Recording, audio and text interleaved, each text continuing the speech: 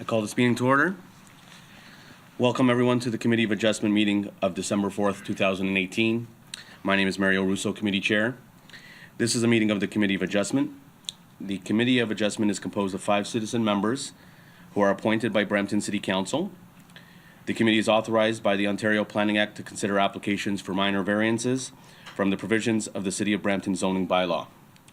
The committee also considers applications for consent, sometimes referred to as land division applications, which include severing a new lot from an existing lot, a lot addition, easement, mortgages, or leases in excess of 21 years. My first request is to ask those present to ensure that all cell phones and other electronic devices are turned off or placed in a non-audible mode during the meeting, please. I'd like to introduce the committee members. Firstly, to my immediate right, member Mr. Ron Chadha. To my far right, member Mr. Richard Nurse. To my immediate left, member Ms. Desiree Doffler. And to my far left, member Mr. Robert Crouch. And again, my name is Mario Russo. Seated at the extreme right, we have Jeannie Myers, Secretary Treasurer of the Committee of Adjustment. And seated at the podium, we have city staff. Staff, can you please make your introductions? Thank you, Mr. Chair. My name is Elizabeth Corazola. I'm the Manager of Zoning and Sign Bylaw Services. I'm Shelby Swinfield, Development Planner. Good morning, Mr. Chair, members of the committee. My name is Adam Farr, Manager of Development Review. Hi. I am David Vandenberg, Central Area Planner. Thank you. Before we consider today's applications, the committee has some procedural matters to take care of. The adoption of minutes. Minutes of the meeting held November 13th, 2018. The minutes of the previous meeting are presented in today's agenda. Committee members, any questions or concerns about these minutes? Seeing none, may I have a motion to approve the minutes of November 13th, 2018 as presented in the agenda? Motion to approve by Mr. Nurse, seconded by Mr. Chadha. All in favor? That carries. They are approved. We move on to declarations of interest under the Municipal Conflict of Interest Act. Does any member have any declaration of pecuniary interest to declare on any matter being discussed today? Ms. Doffler? Mr. Chair, file A18-139. It's a file on Queen Street, 1453 Queen Street West. Mr. Chair, I'm happy to state the reason for the conflict. There was an initial conversation some months ago about a possible contract. Thank you. Chair, A18-139, previous working relationship, long-term practice. Okay, thank you. Any others? Seeing none? We now move on to deferral requests. We have several items several deferral requests that are being sought. I'll start off with the first written request, B18-028. Is the applicant present or representative present for this application? This is for 32 and 34 Mara Crescent. No? Okay, so they are requesting a deferral to the January 8th, 2019 meeting. Staff, any comments on this deferral request? Thank you, Mr. Chair. No, staff is in support of the deferral. Through the review of the application, it was identified that several variances were required. The applicant has made those applications and they are scheduled to be heard at the January 8th meeting, and this would allow both applications to be heard together. Okay. Thank you. Committee members, how would you like to deal with this deferral request? I would support the deferral. Okay, motion to support deferral by Mr. Chadha, seconded by Mr. Nurse. All in favor? That carries. That is deferred to the January 8th, 2019 meeting.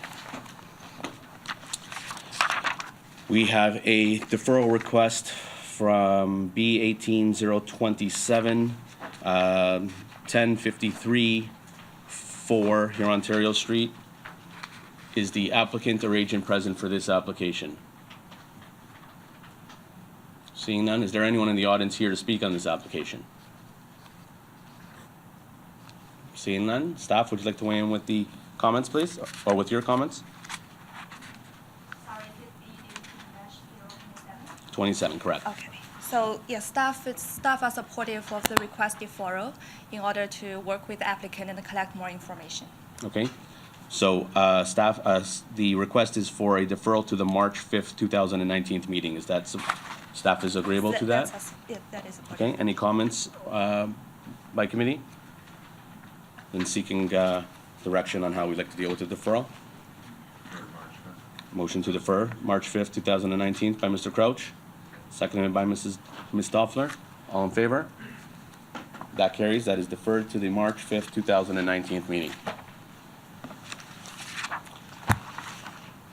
We move on to A18-179, 27 Church Street East, Brampton, Ontario. The agent is present? Good morning, Mr. Chair. Good morning. Members of the committee. My name is Hannah Bamapour. I am here as counsel for the owners at 27 Church Street East. We're seeking a deferral of the application. The applicant was informed on Friday that the former lawyer he had retained can no longer represent him on the application, as she had departed from the law firm she was employed at. Subsequently, we were retained. Unfortunately, we haven't had adequate time to go through the material and prepare for the hearing. We wrote by way of letter for a request to Ms. Jeannie Myers. We also spoke with Mr. Vandenberg to find out if staff would object to our request. Let Mr. Vandenberg speak to that. Thank you. Thank you. Staff, would you like to weigh in with your comments?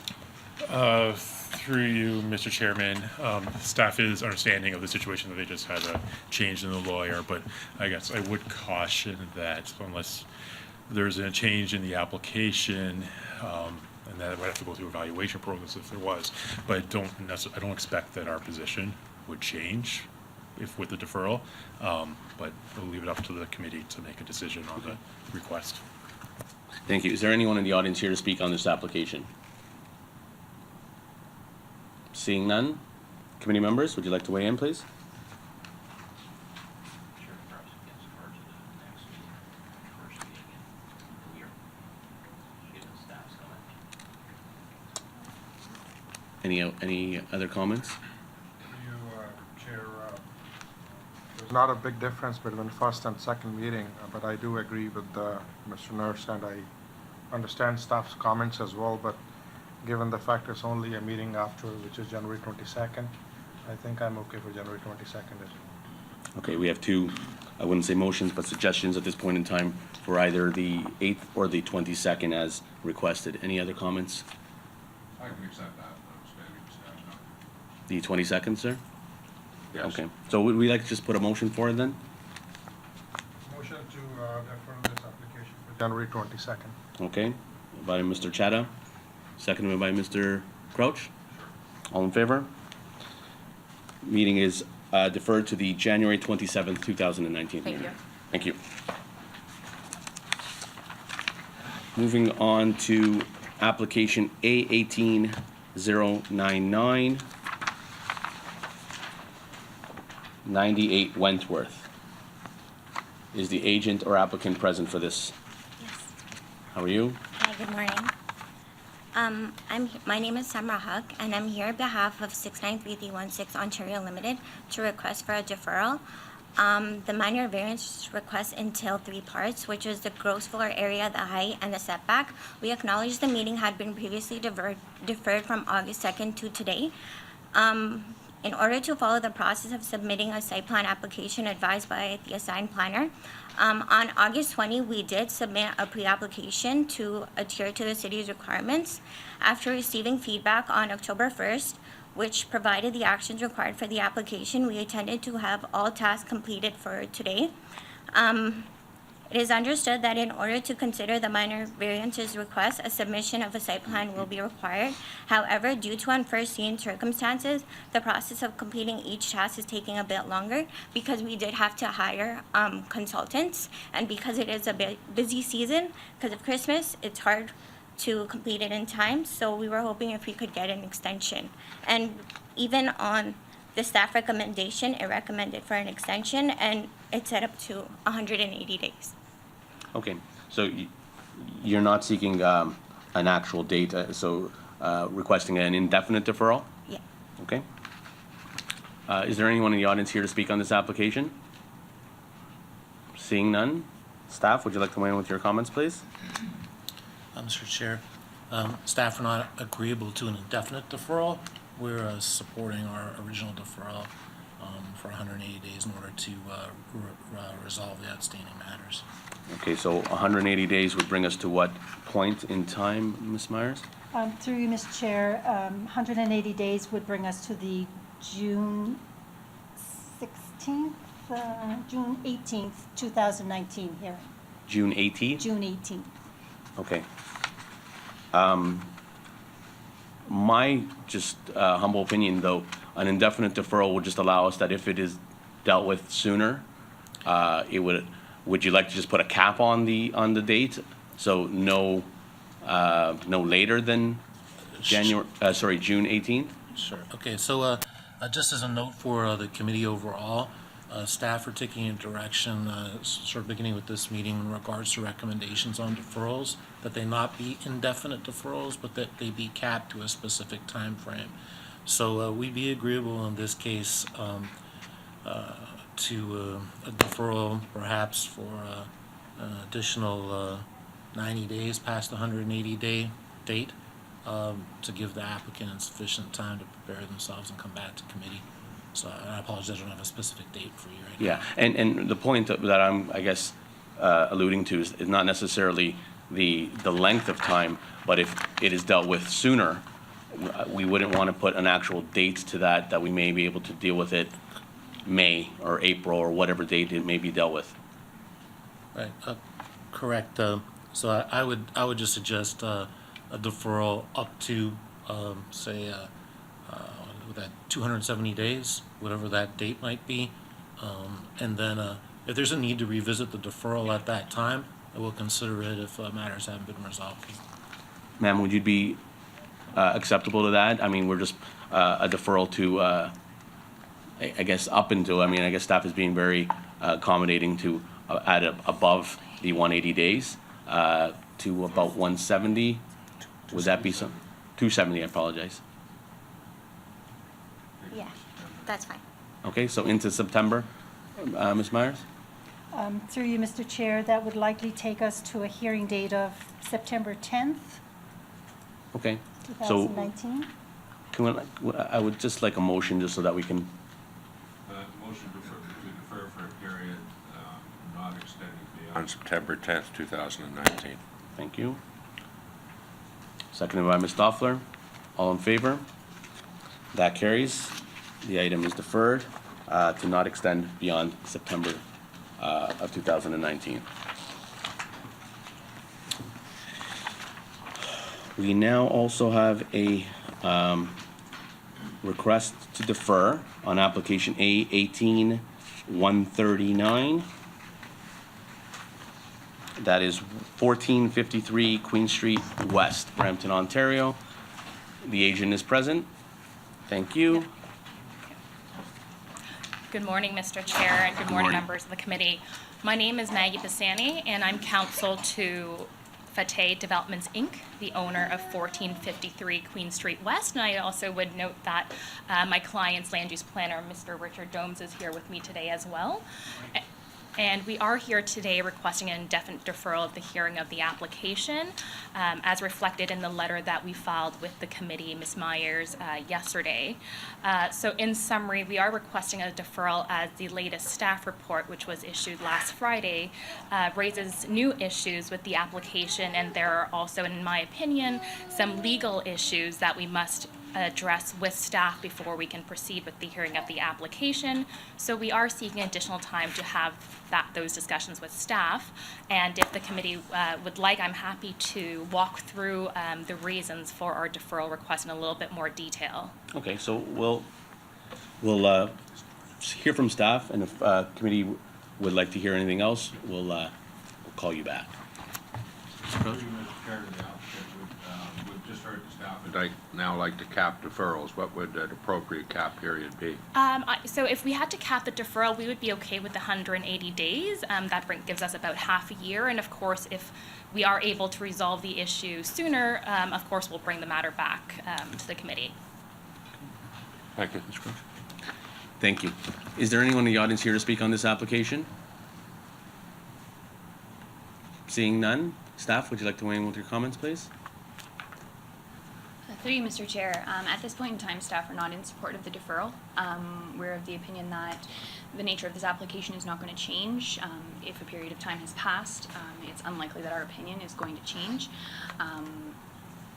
We have spoken to our legal staff in regard to the matters raised by the applicant's counsel, and we feel that there's no need for a deferral at this point. Okay, thank you.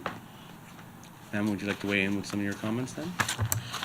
Yeah, so I mean, my comments would be reflective of the comments I raised in our letter, but like I said, I'd be happy to walk through some of those issues which we believe do merit additional time. You know, I understand that planning staff have had a chance to speak to legal counsel, but with all due respect, I haven't had a chance to speak with Brampton's legal counsel, and I think it's important for us to have that discussion if we do believe there are legitimate legal issues to be resolved, which I do believe there is. Okay. Any comments or questions by committee members?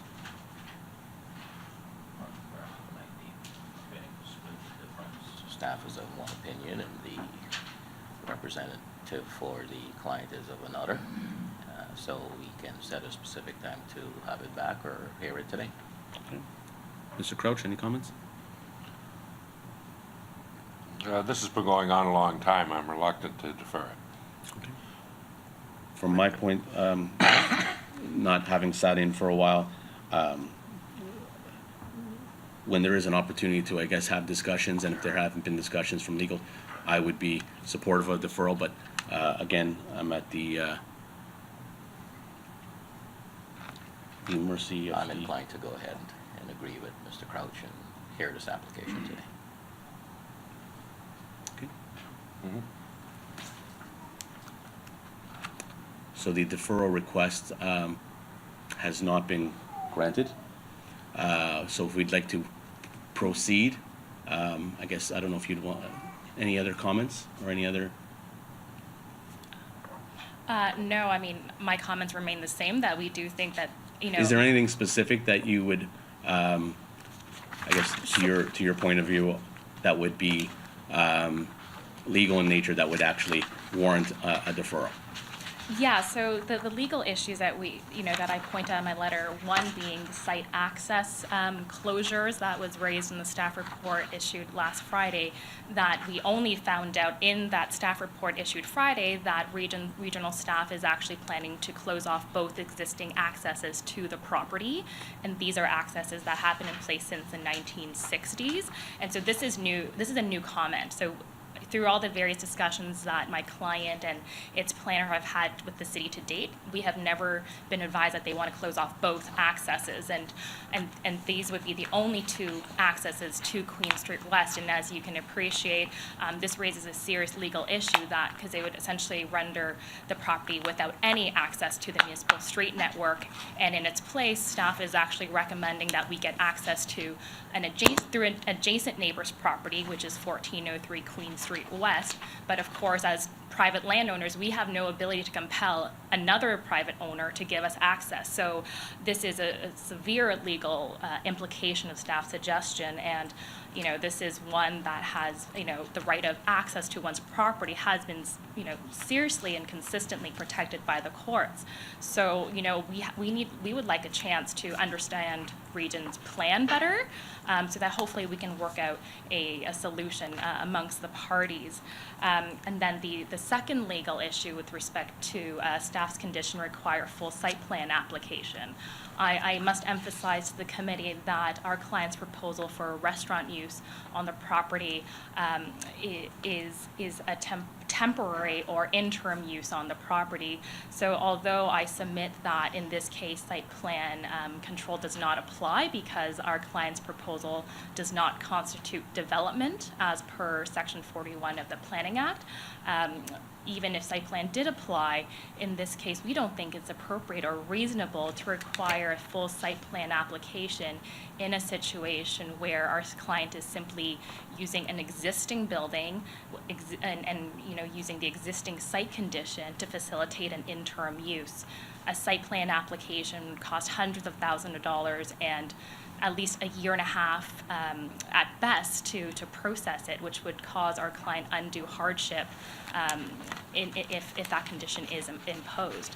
So we do think that there are some serious issues with the conditions that have been recommended in the latest staff report, and so we do think it warrants additional time to discuss with staff. And like I said before, if we're able to resolve these issues sooner than the 180 days, we would be happy to do that, of course. I think our client is looking for a resolution with staff, but we just would like some time.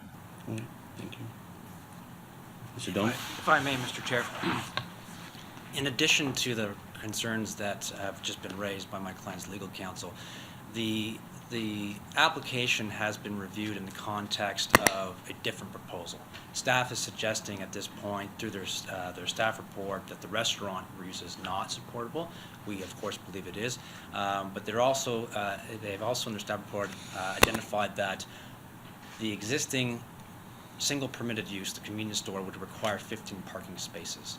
And that, in my opinion, hasn't been fully looked at in the context of the staff's conditions requiring site plan approval, the region's conditions suggesting that no access be provided, and the expropriations that have occurred across Crane Street over the course of time.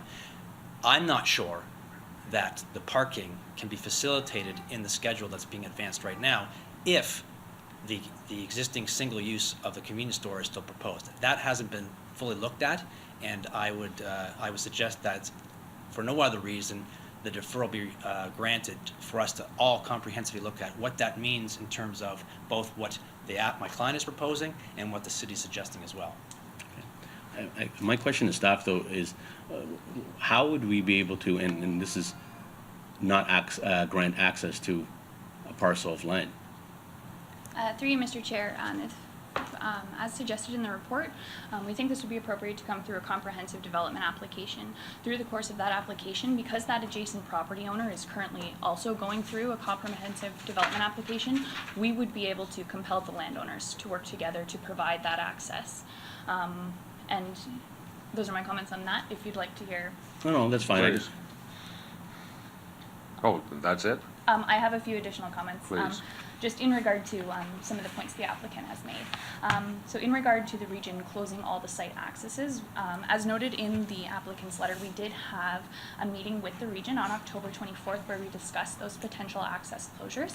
So what the region has indicated to this point through extensive discussions, at least with myself, my understanding is that the westerly access on the property is to be closed as soon as possible. So they're seeking that one to be closed as soon as it's able to be closed. That access further to the east of the property would be able to remain open until the ultimate development of the property comes to fruition. So at no point are they going to render this property without access to the street. It would be through the ultimate development. That is what the region is seeking for this property to come together in that way. So it's not that they're proposing no access to the property. They're proposing that this access undergoes a change through the development of the property. As well, in regard to the condition of site plan, within condition number 4, it's not specified that a full site plan is required, just that a site plan be submitted. So we kind of left that open so that we could determine a stream appropriate for what's being established on the property while still addressing the matters that were raised during the review of this application.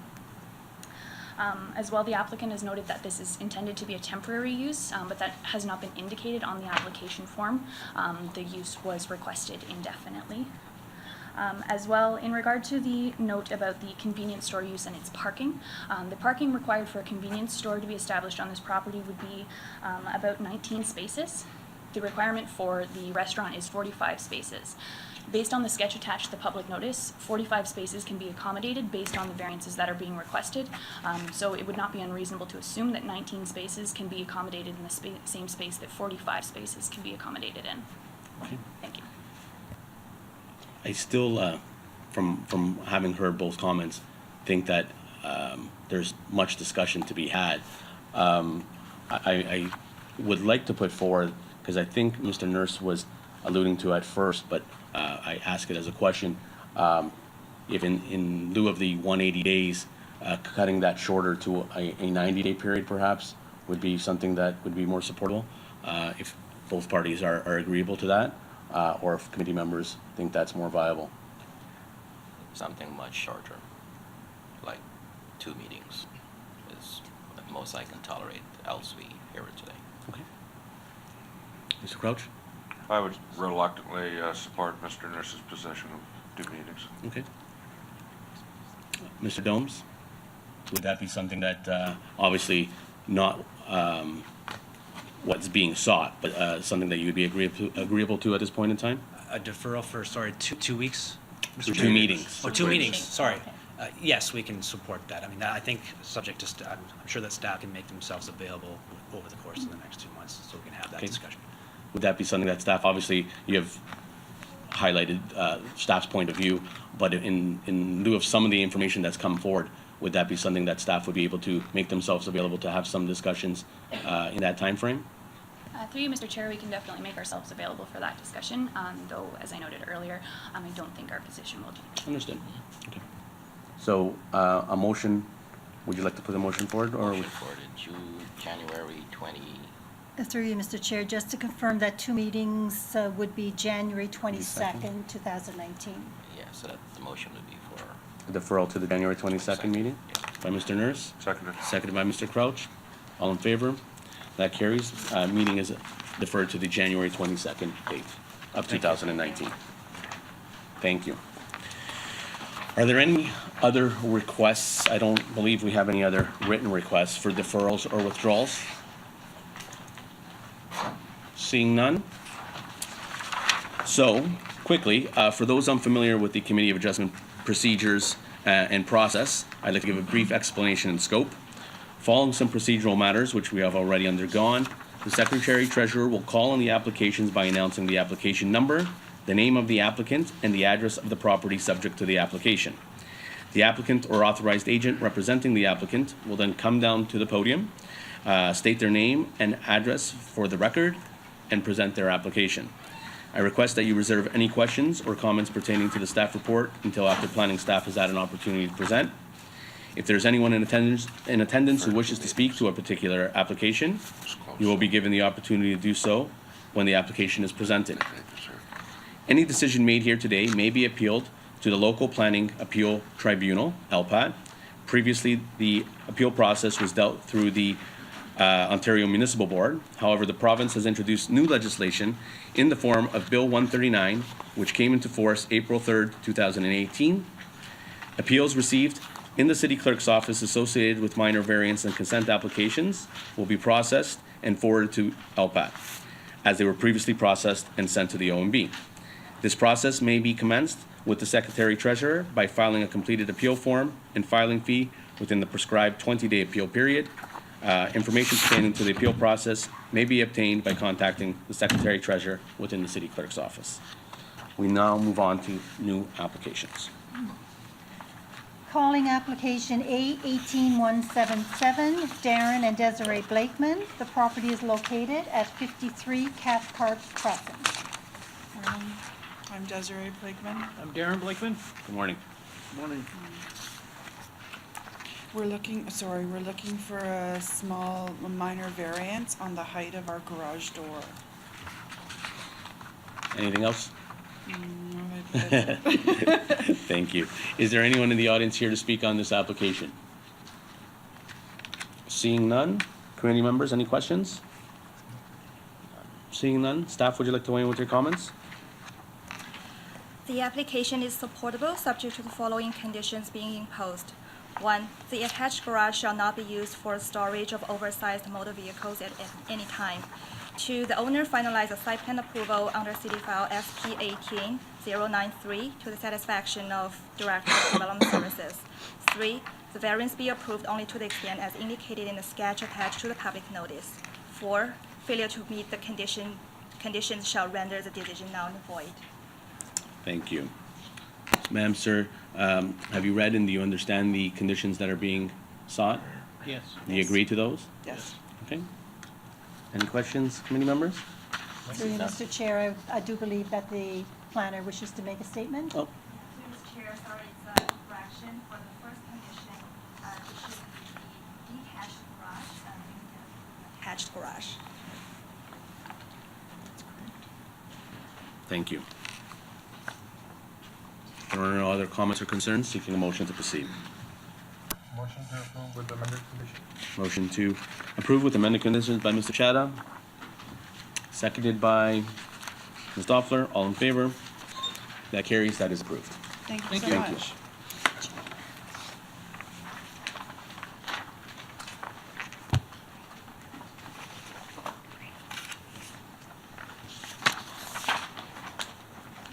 Calling application A 18178, Pratish and Hemalat Patel.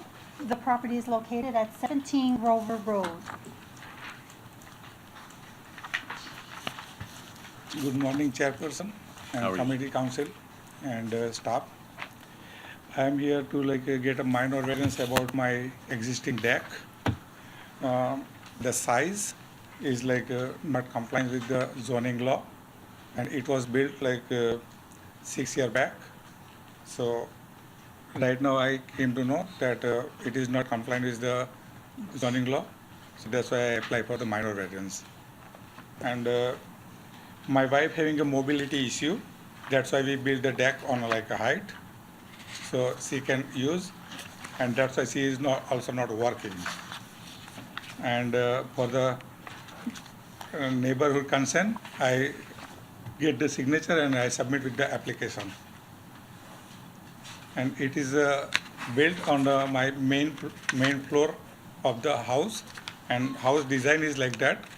So it's as per me, it's not a privacy issue with the others, because whatever the builder supply the staircase, I just extend with my deck.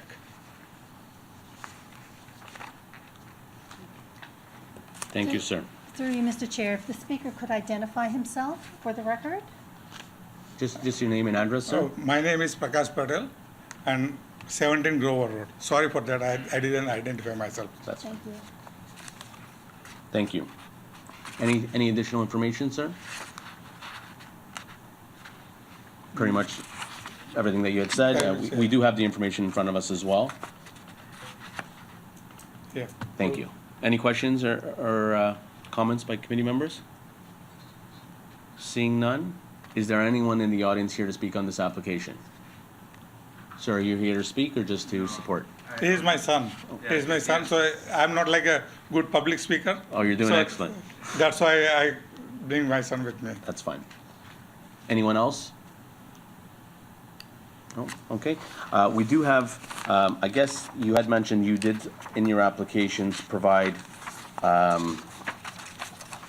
list, and that's been submitted for the record of support. We do have letters of opposition that have been submitted as well from residents on Coin Street.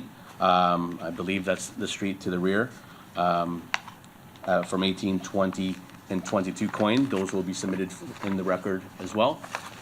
Staff, would you like to weigh in with your comments, please? Through you, Mr. Chair, staff's recommendation is the application be refused. Through the site visit, the deck is located above a walkout basement. The height is estimated to be 3 meters.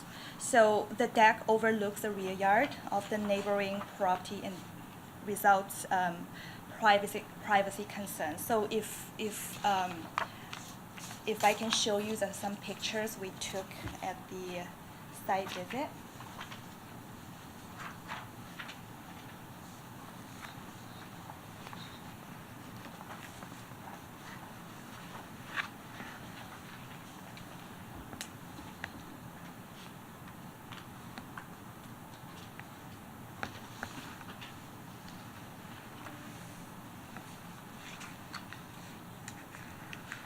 It's not working?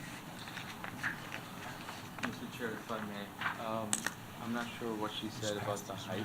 Just step forward if you don't mind, sir, and just again, just your name for the Okay. record. My name is Herschel Patel. Yeah. I'm the son. I'm not sure what she said about the height. The height is actually 2.4 meters, which is 8 feet high. And it's exactly on the same main floor as the house. So the doors, I'm not sure if this picture shows or not, the doors right there, they are from the dining room.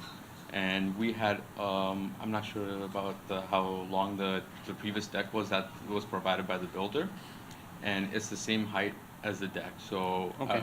from my point of view, the privacy concern, whether if it's the deck is there or not, would be the same. Okay. We deal with these often. Staff will highlight some concerns with that.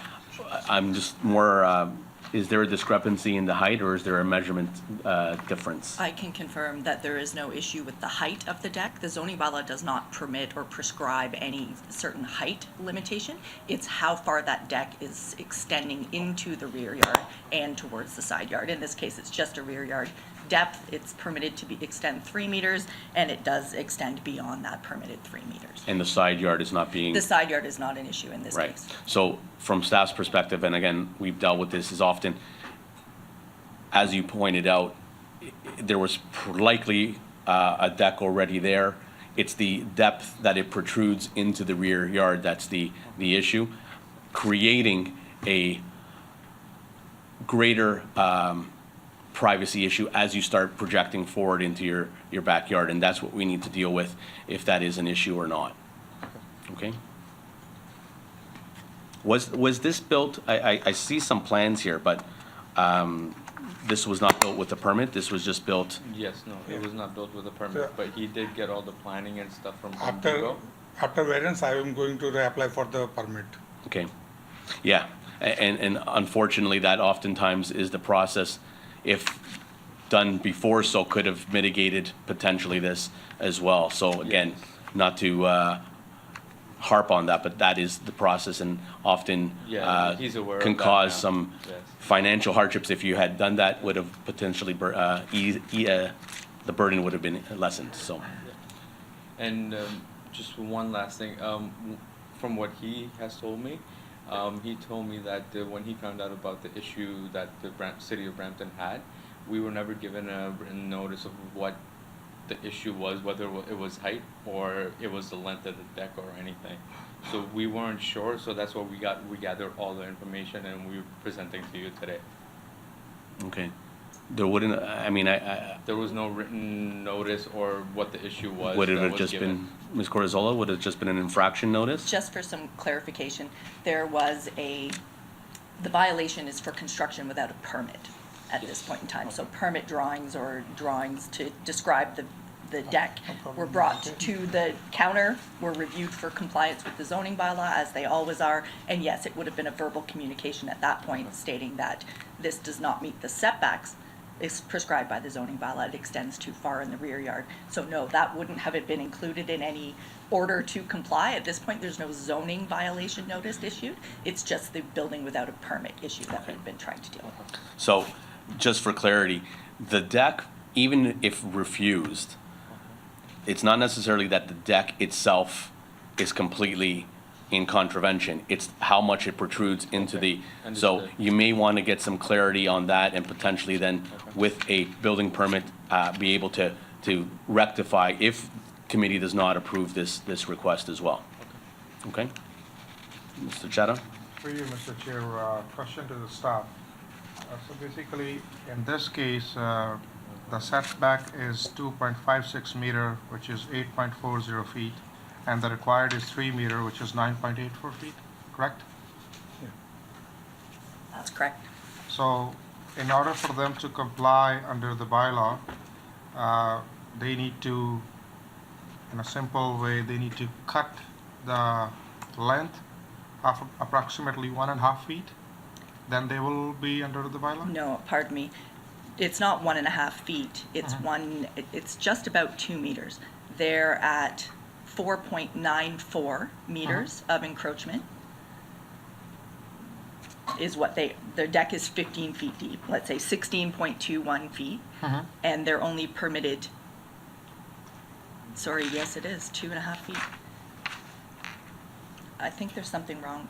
Let me just confirm with the math, because it's 4.94 meters into the rear yard, whereas only 3 meters into the rear yard is permitted.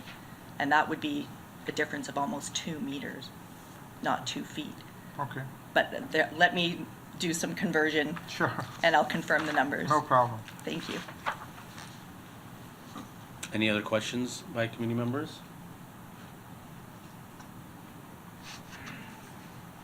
So, I would just like to see the numbers. yeah, the numbers, absolutely. And then, because unless it's really huge, because oftentimes we have seen in the past year, whenever there is a walkout basement, and the builder give you that small, 2-3 feet small deck, which you can't even go down from your, Yep, yep.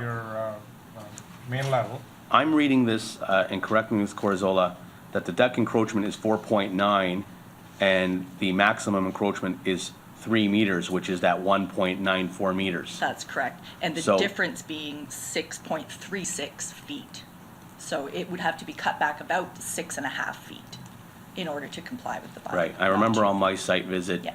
potentially, arguably, and again, I'm not an expert, so this would, what you would have to seek from the building department, but from the drawings, potentially to the first set of columns that protrude into your rear yard, approximately to that level, they would have to be cut back, reducing the most, the furthest into getting rid of those columns as well, and then cutting it back that 6 some odd feet, whatever it is. So, that's the difference. And again, just to highlight and understanding that we deal with this often, the issue, as you start projecting forward, is the issue. So, staff considers this when writing these bylaws, that, you know, there's going to be some amount of reasonability, is that you have to come out of your home, it's an elevated rear yard, you're gonna have to come out from your living room or dining room, like you said. But as you start projecting forward, now you're starting to invade on your neighbor's potential privacy, and that's where the fine line lies. Okay? Mr. Chatham? Yeah, so through you, Mr. Chair, through the applicant and the property owner, I do have sympathy with you. That's why I asked about numbers. I just wanted to be clear. I would be more lenient to it if it's just a feet or 2 feet. But given the circumstances, this is over 6 feet. And your neighbor at the back, they do have some valid concerns. I do understand the height is up, you don't have choice, but again, the length of your deck is way bigger than actual bylaw. So that's why I'll be having a hard time supporting your proposed application, and I'll be going with the staff recommendations. Any other comments or questions? If not, seeking a motion to proceed. Motion to refuse. Motion to refuse by Mr. Crouch, seconded by Ms. Doppler. All in favor? That carries. The application is refused, sir. I would stress that you do meet with building department and see what needs to be done to rectify the issue. I don't believe it would be a full removal. It's just a modification would be, have to. I just have a couple of questions before we, so I understand that we would have to cut the deck, which we are ready to do. However, after we cut the deck, do we still need to apply for a variance and then the permit, or just straight to the permit? When you go to the building department, they will highlight, if you meet the bylaws, you will not have to apply for another variance. If you so choose to not conform with the bylaw, then you can choose to seek another variance. Okay. That being said, So as it'll long be as- difficult for us to support in lieu of the circumstances and the As discussion. long as we're within the bylaw, we don't need to apply for Absolutely, variance yeah. or anything. Okay, perfect. Right. And do we have a certain timeline when we need to get this done by?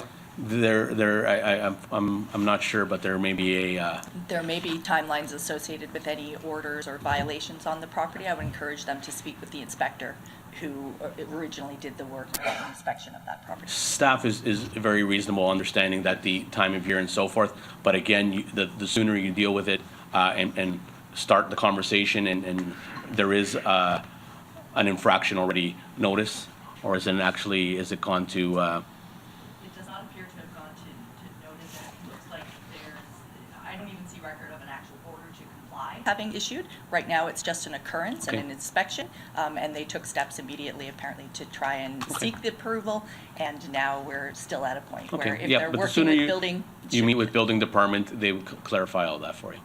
Okay. Okay, sir? Thank you. Thank you. Thank you. Calling application A18180, Arika Brian Chalola. Property is located at 62 Esper Drive. Good morning, Mr. Chairman Good morning, sir. and members. We're here today seeking two variances. The first variance is concerning the existing deck that's already constructed and the rear yard encroachment. And the second variance that we're asking for today is the maximum fence height at 2.5 meters, and where the bylaw permits 2.0 meters. Feet. Any additional information, sir? No, it's That's good? That's it. Through Any- you, Mr. Chair, if I can ask the gentleman to Oh, I'm sorry. identify himself for the record. Oh, sorry. My name is Patrick Cheeseman, and my, sorry, Jeannie, and my address is 9 Merton Road, Brampton. Got me. Any questions or comments by committee members? Seeing none, is there anyone in the audience here to speak on this application? Seeing none, staff, would you like to weigh in with your comments, please? Yes, Mr. Chairman, good morning. Morning. As you've heard previously, that deck encroachments are, we hear a lot of these deck encroachments, and this is another one where you have a house that walk out from the kitchen and they have a tall deck, which then tapers down to a lower deck, which is the subject of this variance, which extends right to the rear property line almost, with except a couple of feet. So it's a significant extension. First looking at it, I was concerned, but once you get onto the property, it changes my opinion quite a bit, such that the most significant impact would be to the immediate neighbor. Let's say when you walk out to the right, they immediately have a tall shed structure at their immediate corner of their back property line, and followed by some tall bushes that helps to mitigate the views into their side lot line. They also have a pool, but in standing out on the deck, it's mitigated a lot by the views from these structures and the vegetation. Then I noted that there is a 8-meter walkway and public city trail in behind, which separates the other dwellings further to the rear of the property, and the house that sides onto it, there's mature vegetation, no significant views into that property. And then followed by the other property's interior side lot line, which is significantly set back from that. This is a rear yard that has a width of just over 25 meters, very wide, and so the intent of the bylaw is to protect the privacy of others and to ensure there's appropriate amenity space in the rear yard, which in all cases, this property is able to accommodate the deck of this encroachment. So staff are satisfied that the requested variance would meet the 4 tests, subject to certain conditions that have been outlined. And secondly, we've noted that there is a second variance to allow for the height of the fence in the rear yard and only one side yard to be increased ever so slightly from 2 meters to 2.5 meters. And given the large size of this property, it doesn't stand out, so a minor increase is also supportable by staff, subject to the conditions that are outlined in the report, and I'll read those recommended conditions. Sure. That the extent of the variances be limited to that shown on the sketch attached to the public notice. Second, that the fence variance in the rear yard, in the side yard, be limited to the existing fence location and shall not exceed beyond the front yard entry gate. Given that it was an open-ended variance, we just want it to be to where it's currently shown. That the owner shall obtain a building permit within the 60 days of the decision of approval. Fourth, that the floor of the existing pool deck shall have a maximum height of 1.2 meters above grade, which is where its current location is. We don't want them to raise it to 6 or 8 feet above. Fifth, that drainage from the deck shall flow onto the subject property and therefore shall not adversely affect the adjacent properties. And lastly, that failure to comply with and maintain the conditions of the committee shall render the approval null and void. Thank you, sir. Sir, have you read those conditions? Yes, are I you have, and I agreeable agree. to I agree with the conditions. Excellent. So I do applaud staff highlighting the fact that when you actually have a site visit and there are scenarios that's when every application differs. So it is something that I do applaud and something that I think a lot of applicants need to understand as well. So kudos. So the conditions have been set forward. Are there any other comments or concerns? Seeing none, seeking a motion to proceed. Motion to approve by Mr. Nurse, seconded by Mr. Crouch. All in favor? That carries. Application is approved, sir. Thank you. Thank you.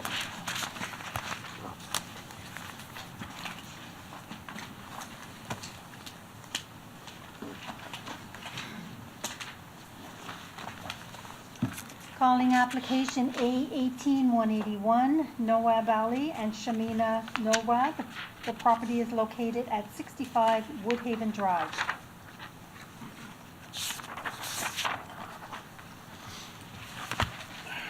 Good morning, Chairman, council members, staff. For the record, I am Peter Vazekas of Empire Design Company, here to represent the owners of 65 Woodhaven Drive for the application before us today. After your review of the justification report along with the site plan and photographs of the surrounding neighbors, we feel this application is for an increased driveway width is minor in nature. For the record, I would like to submit additional documentation which I've recently received based on the staff recommendations of late last week. I have 3 copies of a surveyor's legal report of the owner of the tree that is in question, as well as 3 copies of an arborist report, if I may. Okay.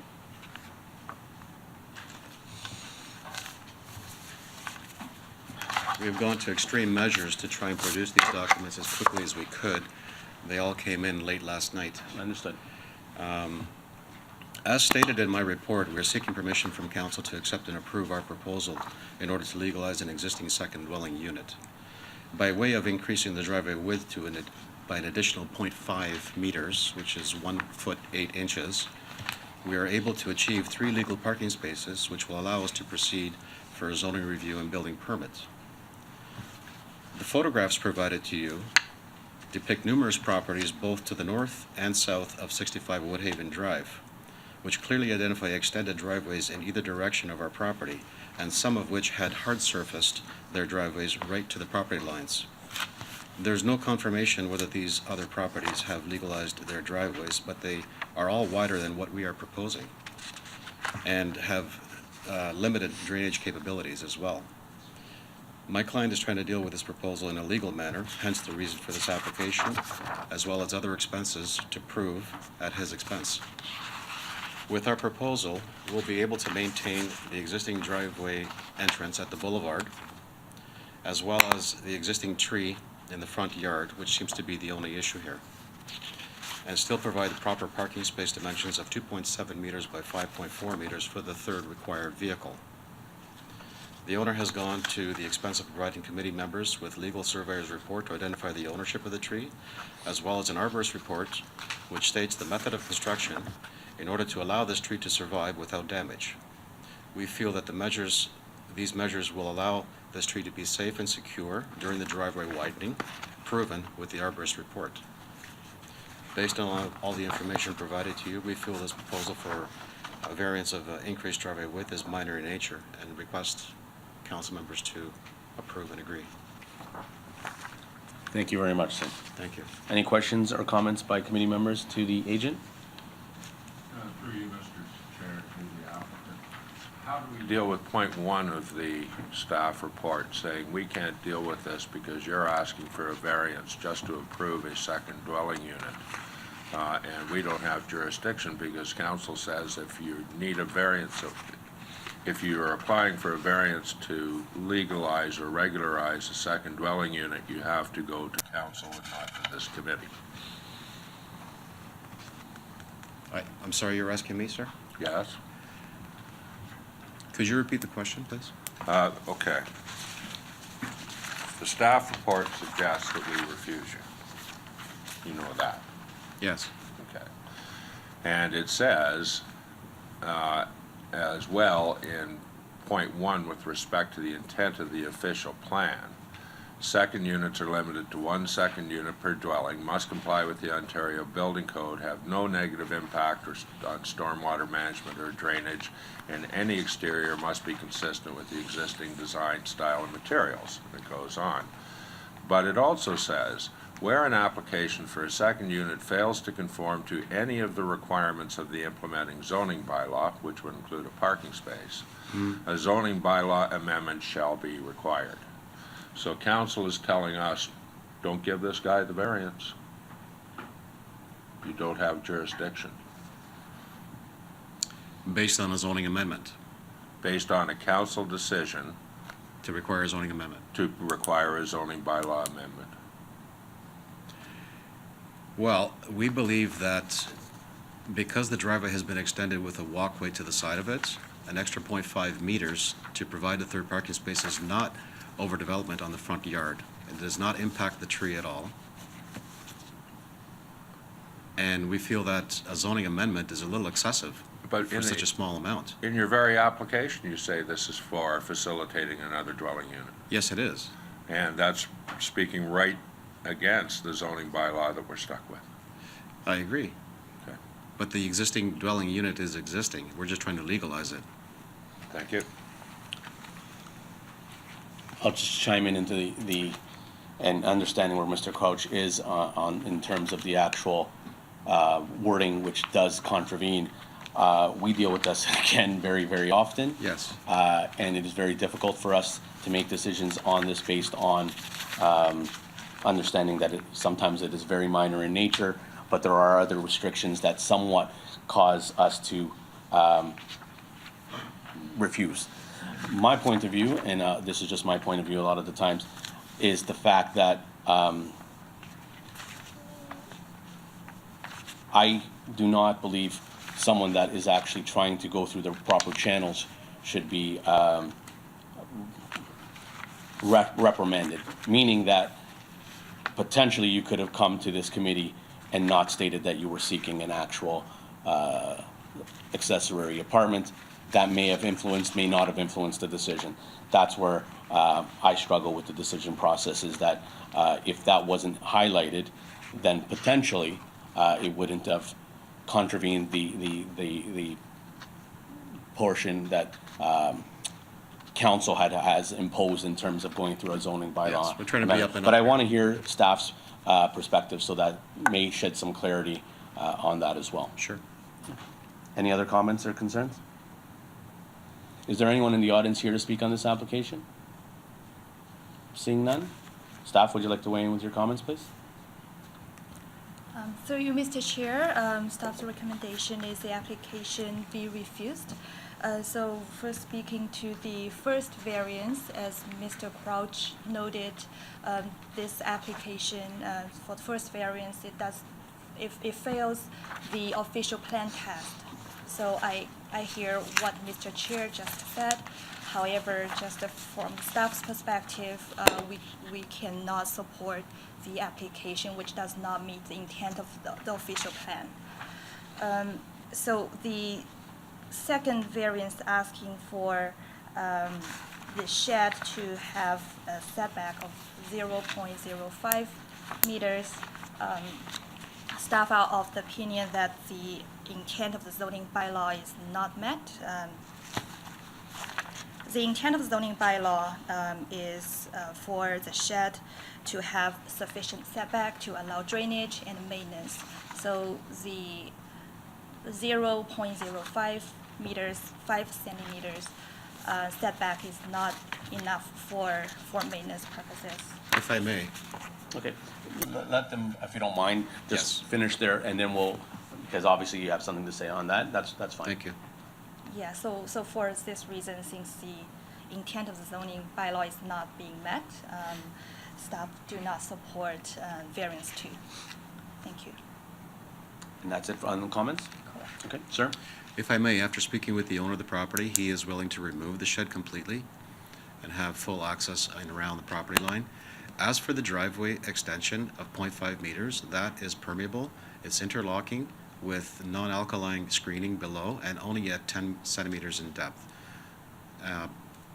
With that, it provides proper drainage in around the tree, although it does not meet the zoning for a second dwelling unit, but we're trying to be up and up here and tell you everything that's going on. We are trying to legalize a second dwelling unit. We're not hiding that from you. And the extension of 0.5 meters is, we don't feel it's excessive in order to legalize something that's already existing. Okay. Any other comments from staff? Further to the committee's discussion on this, I think the committee is well aware that these applications come forward on a regular basis, and this is an issue in the community, and this opposition in the official plan exists, and it assigns the responsibility for considering these matters to council. And until that changes, the division of the decision-making rests with council on these matters, and committees, like I said, sufficiently aware of the volume of these types of applications that come forward, I think, to recognize the risk associated with advancing approvals on matters like these. Okay, thank you. Any other comments or questions by committee members to either the agent or staff? Seeing none, seeking a motion to proceed if there are no other comments. Motion to review. Motion to Refuse. refuse. I'm convinced we don't have jurisdiction. By Mr. Crouch. Seconded by Mr. Nurse. All in favor? That carries 4-1. That is refused, sir. Thank you. As mentioned earlier, you do have the ability to seek an LPAT or go through the zoning amendment process as well. So you could get some clarity from staff on your next process or from the city clerk's office. Great, thank you. Okay, sir? Thank you. Which one is this? This is this one? This is previous? Calling application A18-182, Sean Correa, Kathy and Alex de Guzman. Property is located at 7 McMurtry Avenue North. This is the current. Good morning, Mr. Chair. Good morning, everyone. Good morning. My name is Sean Cray. I'm here today to discuss minor variance that I filed on November 5th that requested that the property of 7 McMurtry Avenue North be reevaluated to expand to a wider range of businesses. Currently, this property is limited to a hair salon and accessories and a dwelling unit.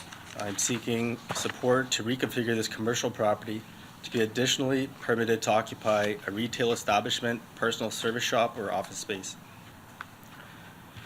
My co-owner, Alex de Guzman, who is also the owner of the hair salon that is being run at this property, has filed this minor variance with me and is in agreement to the changes we are requesting. This minor variance is not asking for a change to existing building, grading, parking, utilities, or will it affect traffic. 7 McMurtry Avenue North falls under the designation central area of the official plan and central area mixed use of the downtown Brampton secondary plan. The staff recommendation report states that these designations permit a wide range of commercial and residential uses in support of policies that encourage higher density mixed use development. And the nature and extent of the request variances do not impact official plan policies. The City of Brampton is currently working on a 2040 vision plan to bring people and businesses to the downtown core. Commercial properties bylawed for specific uses only will need to be reevaluated to be able to support the various necessities of an increased population. Most small commercial property owners like myself do not have the time nor resources to go through the lengthy rezoning process. At this time, I'd like to say thank you for hearing me out. Thank you, sir. Any questions or comments by committee members? Through you, Mr. Chair. A number of your neighbors have written the committee complaining about the existing uses of the property as a body shop, a car sales location, all that sort of thing, and all you're looking for is personal services and retail. What are you doing with the existing uses? There is 2 garages in the back, one we use for storage and one we have our cars that we work on it. There's no other businesses being used on the property other than a hair salon and an aesthetics lady that's an associated business to the hair salon. So why are they complaining about the noises of bodywork and trailers? Working on cars, there's no heavy machinery back there and there's cars parked back there. That's all there is. Alex de Guzman, 7 McMurtry. It's my salon. I've been there for about 16 years. Nothing more than a hair salon. I've never been convicted, indicted, charged with anything illegal gambling, illegal anything of any kind. Nothing more a hair salon. I've had many businesses in that area come and go of other sketchy purposes. I've had some of these neighbors who are probably exaggerating of what's been going on, some of them coming up to my business less than sober for whatever reason. I've done many clients who actually work for the city, work in this building, work for the hospital, work for schools in the area that I live in Peel Village. My name is more than credible. I've donated and had fundraisers for Brampton Hockey. My son's part of Brampton Hockey. I've been in the city for 16 years. And like I said, there's been other places and the surrounding areas that have been sex shops, massage parlors, 3 sketchy bars, and all of them have like closed down. Let me interrupt you for a moment. Is there a discrepancy from what is being, and maybe we'll get some clarity from staff, the use that we're referring to or you're asking for is fronting onto your property to the right of the actual salon. Is that correct? No, it's for the whole salon property. It's for So the whole salon, but is that perhaps the personal use of things in the rear that people are referring to? Yeah. In terms of, there's no automotive work that's being done in the front of your property or? No, the 2 garages that are being used are only used for storage and personal use. That is not in request for any of the commercial uses Right. that we want. Okay, and that's where we'll get some clarity from staff as well, because that's the way I interpret is the fact that there may be personal issues or personal garage on the rear, because this is a pretty unique Well, you know what, property. I think it's been recorded many times, because I know they've called people of the city to come and check, and each time they've come, they found nothing wrong. They've also then said that, you know, we gotta do what we gotta do, but they call.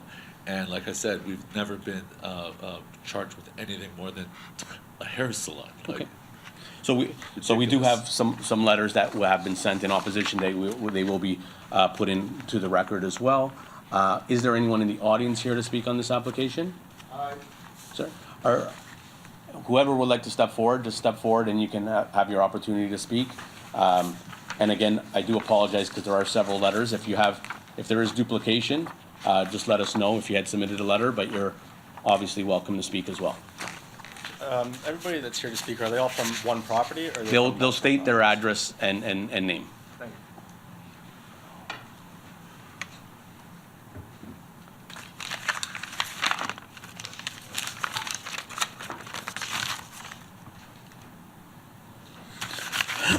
Thank you. My name is Stephen Hornung. I live with my wife at 25 West Street, Brampton. Forgive me if I stumble here and there. Through you, Mr. Chair, if I can just get the address repeated, please, sir? 25 West Street. 25 West? Yes. Thank you. Thank you, Chair and the member of this committee. This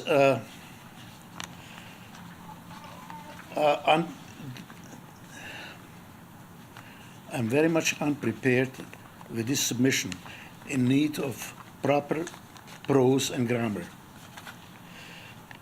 I refer to the application A18-182 for minor variances to this property. First, before I go any further, I ask for a deferral to this matter since the public notice was made November 23rd, informing me on the 28th of some changes to my neighborhood. And now, the 4th of December, only 7 working days later, that does not work at all with me. I do feel misled and trampled on. This is my question to myself. If you allow me, I can go farther. Sir, just one moment. I just want to get some clarity from the Secretary Treasurer. The notices that were sent out, have they been all sent out with compliance with the Planning Act? Or? Through you, Mr. Chair, that is correct. The Planning Act requires that public notices be mailed by regular mail, a minimum of 10 days, and those are calendar days in advance of the Yes. hearing. So Was adequate there- notice has been provided. In conjunction with that, signage is posted at the site. So those are legislative requirements that we have adhered to. Thank you. So just for clarity, all this regulations, even though they may not be. That's right. Right? I don't know, was there a calculation for the postal strike in it or not? Through you, Mr. This Chair. gives me only 4 days to prepare myself. I think this does not cut. And again, sir, understanding there's unforeseen circumstances, as you said, Yes, a yes. postal strike.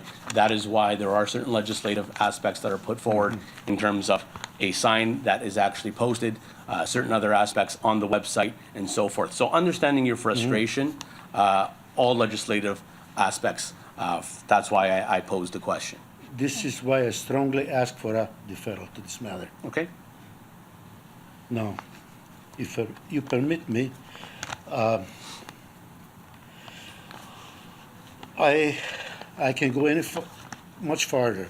I live at this address for over 50 years. Some of my friends may ask, why the heck am I still living here? And I would say, I like it here. Same as long ago, the Jorgensen, the Baileys, and the Barbosas, and their sons now, they live here and do very well. Some may ask, or may I add,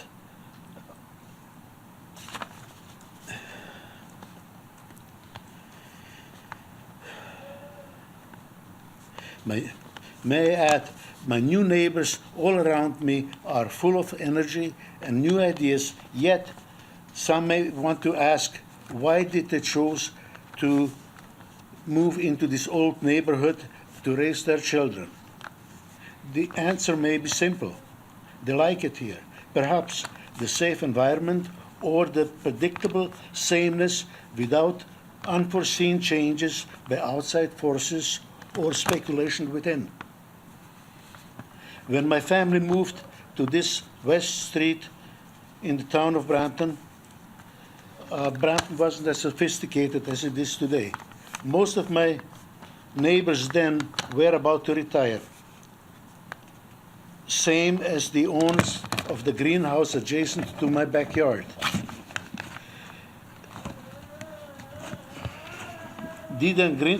That greenhouse was sold soon after to become plaza.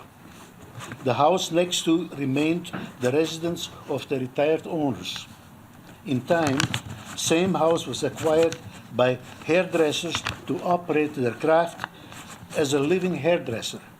Living hairdresser, please. Years passed, business changed hands, new owners, same as the old, did not be good citizens. They did not practice this in our community, nor did they feel they had to be good citizens. After all, they lived somewhere else. What I do want to say is no changes to said dwelling in size or use, nor its removal. I do want to see the owners held responsible and for the inside and outside of their property and show better citizenship to our community. Thank you. I hope I have not bored you. I hope I enlightened you a little bit. Thank you again. Sir. Thank you.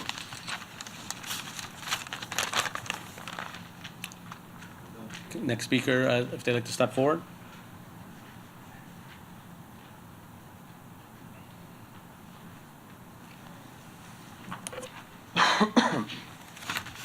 Good morning, members of the committee. My name is Ryan Fowler, and this is my wife Sarah and daughter Abigail. We are the family that lives at 88 Nelson Street, directly across Nelson Street from the laneway of the property in question. First and foremost, we would also like to request this matter be deferred until the newly sworn-in counselor has become apprised of the ongoing situation at this property. With the new counselor only being sworn in yesterday, we are concerned they have not been able to familiarize themselves with the open case at the site in question. We also would like to ensure all members of our neighborhood are fully informed. We have many neighbors who share our concerns over the ongoing noise and illegal activities currently happening at this property. We only received the notice about today's meetings 5 days ago, although as you stated earlier that you guys did your due diligence. Others only got it on the weekend due to the postal strike. We need the time to get all our neighbors who were not made aware of the zoning variance application up to speed and to sign the petition we are putting together. For the last 2 years, the owner of this property has been allowing his property to be used by individuals who have absolutely no regard for the fact that this is a nice, quiet residential neighborhood. Aside from an extensive noise complaint log, which actually has an open case from bylaw against them, we have witnessed public urination, defecation, alcohol consumption, foul language, and littering. And as we speak, someone is residing in the garage who is not the owner, and the driveway is currently being used to store a tent trailer. The noise complaint log all revolves around some sort of performance car service shop being operated in the laneway. They drop off and pick up cars on flatbed trucks at odd hours of the night that usually requires the beeping of the truck backing up and subsequently wakes my daughter up from her sleep. They work on their cars long after the sun has gone down, which involves spotlights and headlights often shining into the windows of my house. And when they finally finish, they proceed to run and rev their engines for prolonged periods of time, which can sound like a cannon going off when it backfires. Upon being asked to stop, these individuals always respond with threatening language and even sometimes hostile behavior. My wife and I, along with many of our neighbors, have moved to this neighborhood to raise our families in a safe, child-friendly environment, like the many families that lived here before us and still do today. We feel that we are unable to do that with the current status quo, and that if the variance is granted, it will likely only get worse. We urge the committee to reject the applicant's request for zoning variance, but if it is decided to grant the variance, there must be conditions. Just like the zoning variance granted at 92 Nelson Street less than a year ago, only the owner should be permitted to reside at the address. We also agree with the other conditions my fellow neighbors have stated before me. Thank you for your time and consideration. Thank you, sir. So just for clarity, and I see that there may be the issue tends to be with the rear and this garage aspect, not with the frontage portion of this. That is correct, Yes. yes. And which is what all of us see every single day, is the rear aspect. And it's where all the noise originates from, it's where all the problems originate from. Mr. Crouch? Through you, Mr. Chair. I appreciate concerns with respect to noise and any misuse of the backyard, or the driveway or backyard, or whatever you want to call it. But why are you objecting to this application for the introduction of a personal services or retail establishment in the front of the building? Because we are concerned about the intentions of what they plan to use the establishment for. We are concerned that their intentions are going to lead into more problems in the back. And other than that, they're not good neighbors in the neighborhood, and we don't, I know that's not what you guys are here to do, but we just don't feel like they're being completely forthcoming about their intentions. And this is your opportunity to speak for it. That's fine. Okay? Thank you. No problem. Is there anyone else that'd like to speak?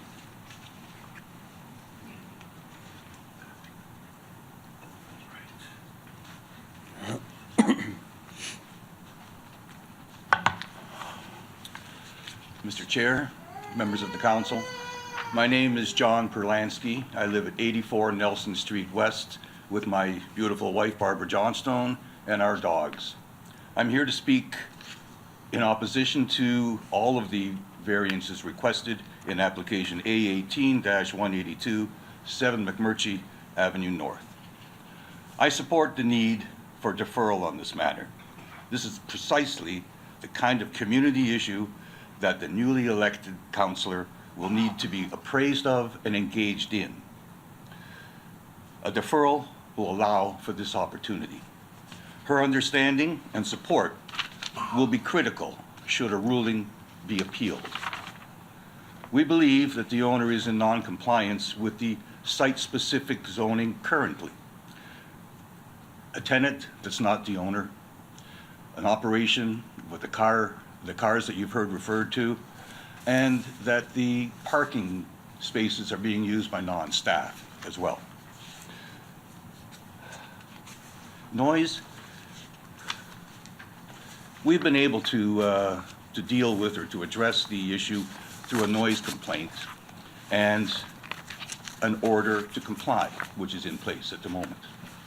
Noise has been under control since that time, but as you've heard earlier, public urination and all of the others, the car repair, substance abuse, are not. The response from the owners regarding the issues is ineffective and often confrontational. One time, standing at the foot of Nelson Lane while discussing the comings and goings of these loud cars, one of them attempted to assault my neighbor and myself by driving at us directly and aggressively. I'm 70 years old, a retired elementary school teacher. and I'm used to facing danger. But I don't need to feel fear at my front door, and my neighbors, our community, doesn't need to police itself. My neighbors and I appreciate and value our community. We display pride and ownership by maintaining our homes, properties, and personal relationships. This committee cannot render a ruling and turn somebody into a good neighbor.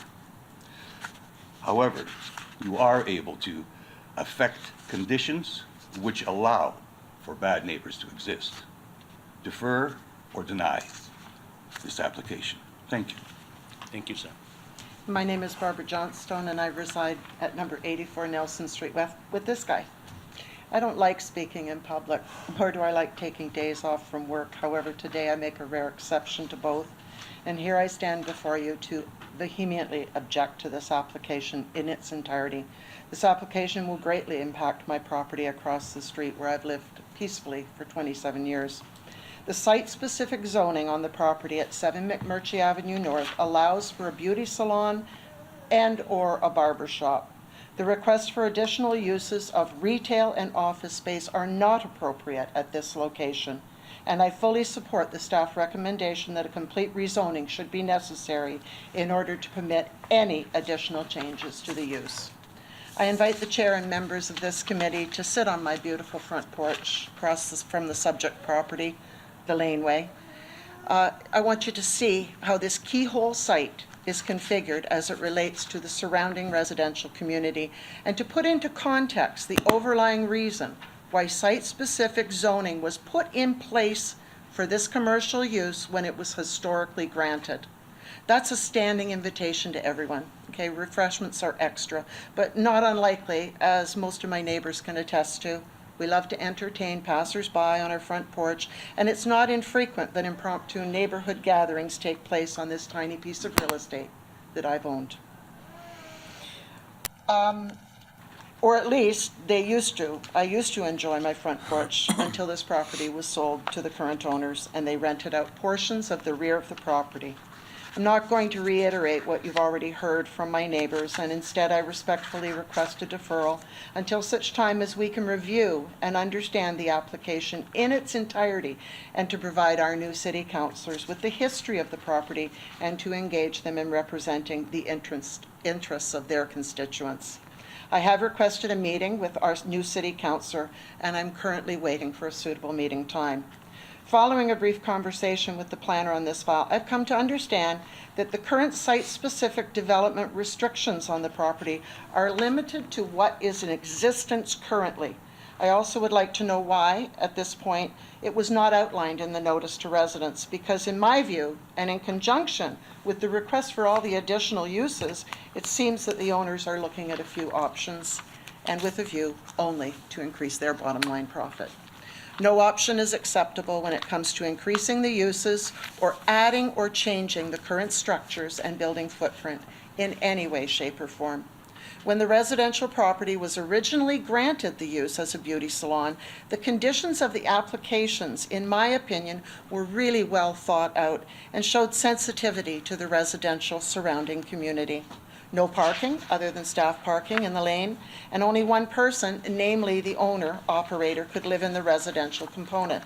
As my partner stated, an application for a live-work variance was appropriately granted recently at number 92 Nelson Street West at this committee, and we as residents expect no less for this property. The address of this property is on McMurtry Avenue, and that is where the address needs to stay. The laneway and the keyhole configuration is a result of a need to keep the laneway open for garbage pickup to the mall located to the south of the subject property. It is not amenity space for renters living on the premise, nor is it suitable as such. The entire easterly portion of the lane is owned by the municipality, and should permission be granted to have more than one person, not the operator, occupy the back of the structure, then we as a community respectfully request that the municipal portion of the laneway be closed permanently, and the West Street entrance, which exists now, only be used for the garbage access. We also request that appropriate measure of amenity space be provided to the residential use, if it's granted, to the back of 7 McMurtry by way of a fenced yard, and that the entrance to the residential component can only be from the street address, and that is 7 McMurtry Avenue North, as a condition of approval. Neighborhoods such as ours, as you heard, they provide old-timers such as ourselves to age comfortably in place. It's not a growth node. It doesn't matter what it says on paper. It's a residential community. These are tiny little houses, and they provide opportunities for young families like the Fowlers, the middle, to become part of an established community. We need to work very hard to improve them, not destroy them. And I thank you for your indulgence, and again, please don't allow this property to morph into something it was never, ever intended to be. Thank you. Thank you.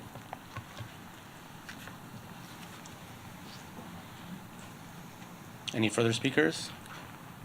Sir? Mario, council people, I'd like to address, I don't want to repeat anything that has been. Just your name and address. Pete sir. Barbosa, 85 Nelson Street West. I'm on the east side of the municipal laneway that Barb was just discussing. I have a total view over what has been continuing on there for the last 2 years. And I would like to specifically speak to the retail space.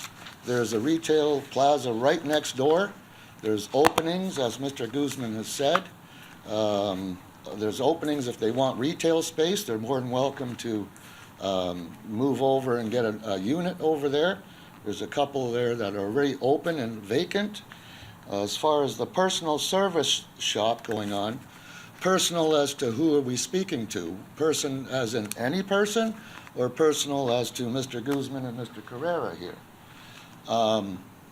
Because so far over the last 2 years, I have not seen the two of them there working on their own cars.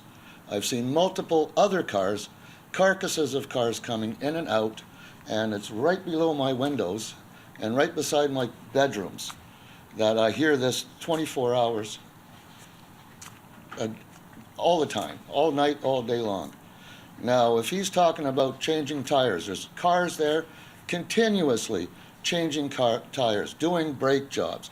In fact, there's a gas tank that's leaning up against the garage. I'm not sure if that's a safe thing to have in neighborhoods. Leaning against my neighbor's garage, which is not represented over here, and it's been nothing but disturbing the neighborhood for 2.5 years now. It's funny that he's applying now for this, but this has been going on for over 3 years. I would also like a deferral. I would need more time to coagulate all my notes and put together a slide. I didn't realize you had a slideshow here, but to see carcasses and tow trucks driving into my hedges, the garbage, the cigarette butts, the beer bottles, and even car parts hurled over the fence onto my property. Here's a broken wrench. There's an exhibit over here that I find in my hedges. I prepare those hedges, I take care of them, I de-weed them, I clean them, I mow the grass there. And the amount of things and broken bottles that are in there and the cigarette butts are untenable. I cannot be there every weekend cleaning that up. Steve and I have our properties there, and it's over 33 meters, I think you can see. That's an awful lot of garbage coming from the back of that shop and the salon itself. Only weeks ago, raccoons are in the neighborhood. I approached Alex here, and I told him that raccoons got into his garbage. Could you please scoop it up? Well, nothing was taken over it. Nothing was done about that. While being on the east side of that laneway, the prevailing winds from the west blow all the garbage and cigarette butts onto my property. If the city wants to take care of their little laneway, that's fine. I could be there doing it. I have been doing it for the last 34 years. That's a long time to be in the neighborhood tending that. But it's a municipal way. There used to be a carport there dividing properties. In fact, before that, it was just, those garages were just there for flowers. Used to be greenhouses where the plaza is, and we'd play hockey underneath the carport. The little old lady would allow us to. It was a safe place for us to play street hockey off the roads. The carport since has come down. As Barb says, I don't want to repeat anything else. that the variance was only there for one of the Italian co-owners of the original salon to live there. And that was perhaps a single dwelling. I believe there's only a single level. It's only a bungalow.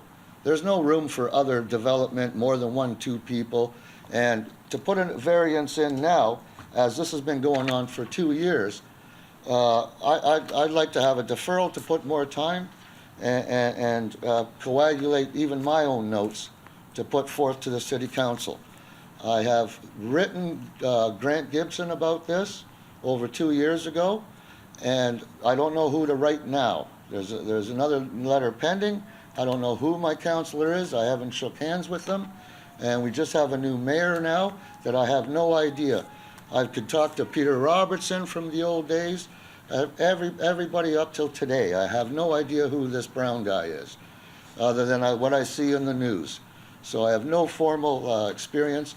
As Alex said, sports, I've coached hockey, I've played Brampton lacrosse in this neighborhood.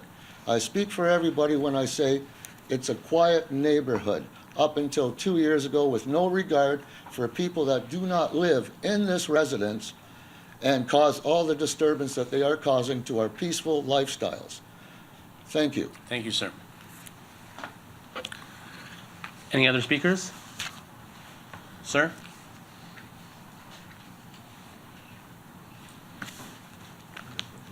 Yeah, my name is Jim Doherty, and I reside at 27 West Street. And I just want to reiterate everything that my neighbors have said. I moved out of Mississauga about 4 years ago, and I love the downtown here with my wife. We enjoy everything that goes on. It's a real good community. But what's been happening, I've had family over on a Sunday afternoon in my backyard and had to move out of my own backyard into my house because of the foul language and the crap that's been going on at this address. And something has to be done about it. I've sent in an email outlining what's been going on, the same as what my neighbors have just said to you, and I just want to go on the record as being here, and I hope you can help us out here. Thank you. Thank you, sir. You look, Ms. Myers? Through you, Mr. Chair. I didn't catch the last name of the speaker. Just your last name, sir, just for the record. Sir? Just your last name for the record. Doherty? Doherty? Yeah, Doherty. Thank you. Are there any other speakers? Okay, so let's have staff please weigh in with their comments if there are no questions by committee members. We'll hear the staff, Chair. Thank you, Mr. Chairman. I think it may be useful to start with exactly what the zoning bylaw allows right now. So there is a site-specific zoning established for the property. It allows 2 uses at the property. One is a beauty salon or barber shop. The second one is a dwelling unit to be occupied by not more than 1 person. I would note so the dwelling unit is a permitted use there, and there isn't a requirement that it be occupied by the operator of the business. The only restrictions can't have more than 1 occupant in the building. And there is a Schedule C that is attached to the bylaw. It really establishes where buildings can be located and parking, etc. And that is on the screen right now. So in the Hatchin area is the building area. Any building is limited to that area on the property. Essentially, that matches the existing building right now. The parking they're required to provide 6 parking spaces in the area that's labeled as customer parking, which is the gradient area. So the area in front of the building between the building and McMurtry Avenue. And they're also required to provide 3 additional parking spaces on the site outside of the customer area, which would imply, given that the customer area occupies most of that space between McMurtry and the building, that it would imply that the other parking had to be in the back of the building. The applicant is requesting 2 variances for this property.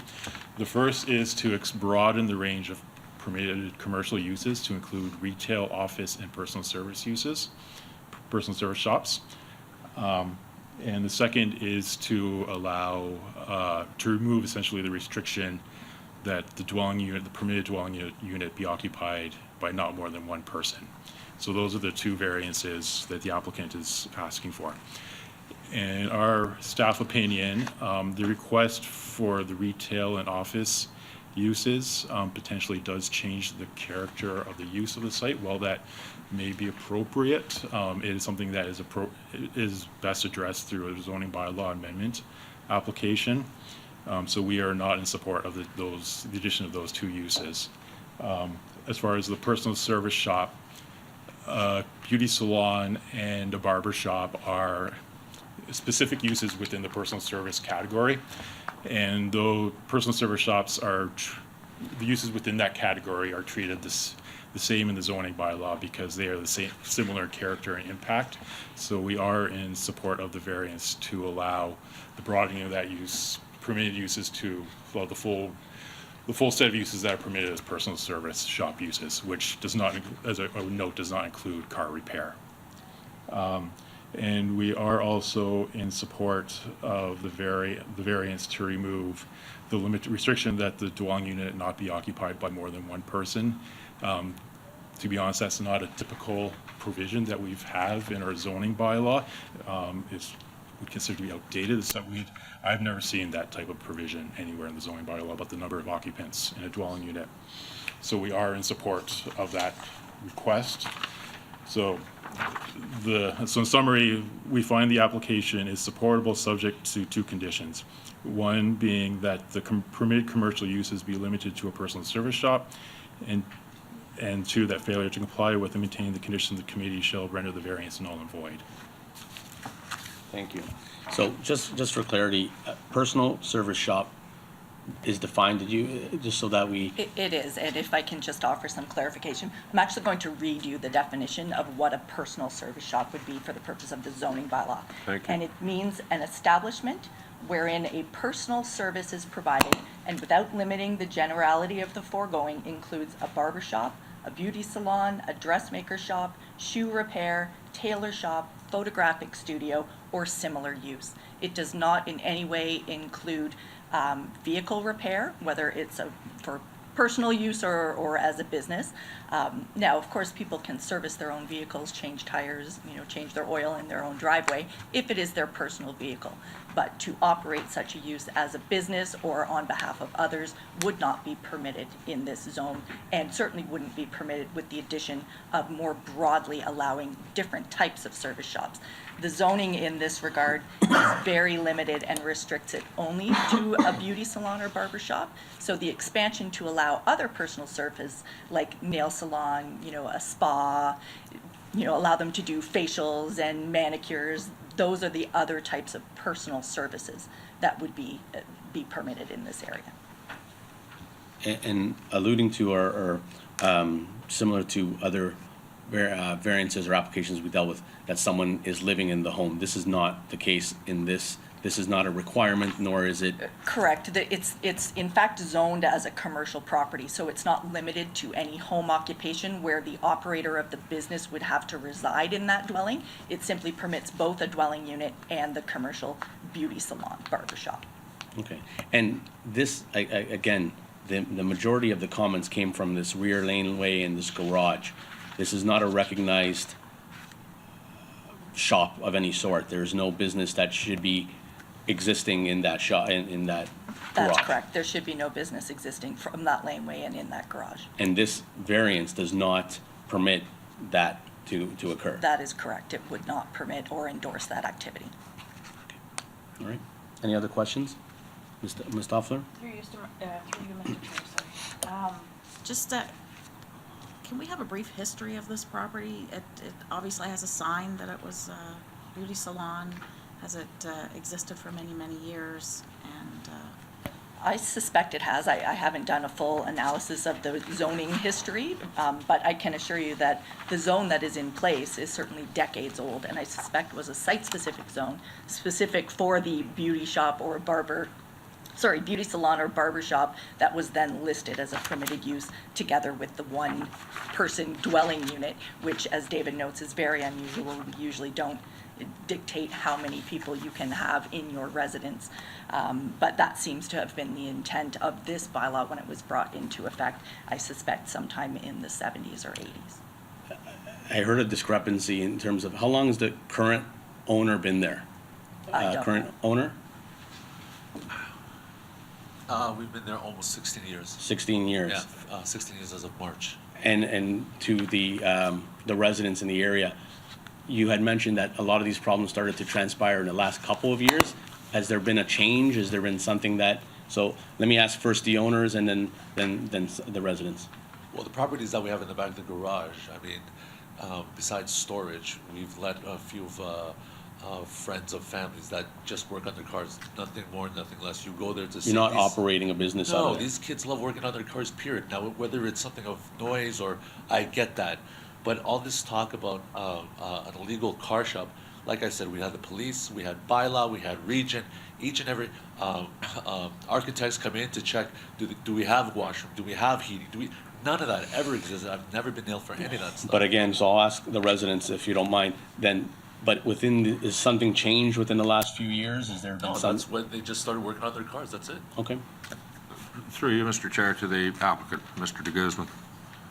But you said earlier that one garage was used for storage, one garage Well, was used for personal parking. There's a Now all of a sudden your story's changing? no, there's a garage used for storage, and there's another garage that stands on its own. There's two garages. Yes? Yeah. You said one was used for storage, one was used for... Yeah, so that other garage, Parking. these kids can work on their cars. It's a barnyard or type of a two-story garage. Thank you. Okay. Sir? Chair, members of the committee, John Perlansky, 84 Nelson Street West. The change that occurred within the last couple years has been relevant to the gathering that appears at the back of the owner's property, working on their cars, yes, but as a group. Very seldom do you see one car there being worked on. It's usually a group of 4 cars, 3 to 4. All the work that's being done is being done on all the cars at the same time. Hoods are up, trunks are open, tires are being changed as we watch.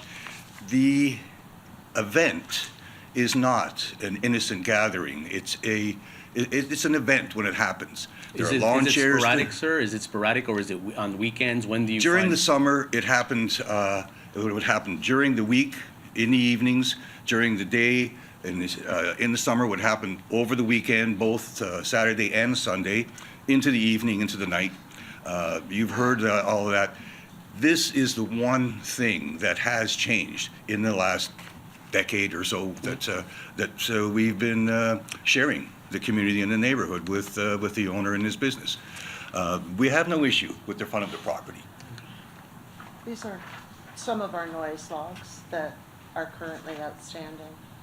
And it's not just a gathering. There's grinding, they're doing body work there. A couple of months ago, there was tow trucks there, right across the entire laneway. They're washing them, they're polishing them. There's lawn chairs out, there's all kinds. And there's maybe 4 cars, but there could be as much as 15 people. Thank you. Any other questions by committee members? I'd also like to speak about the sporadicness of all this. Here's us cars and lists and license plate numbers that, since I'm right next door, my office is right outside the window, with dates and times here.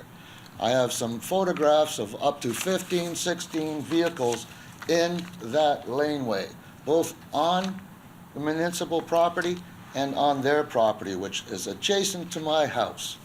Right there is my side doors. I've had people throw cigarette butts, beer bottles, or beer cans over into my hedges.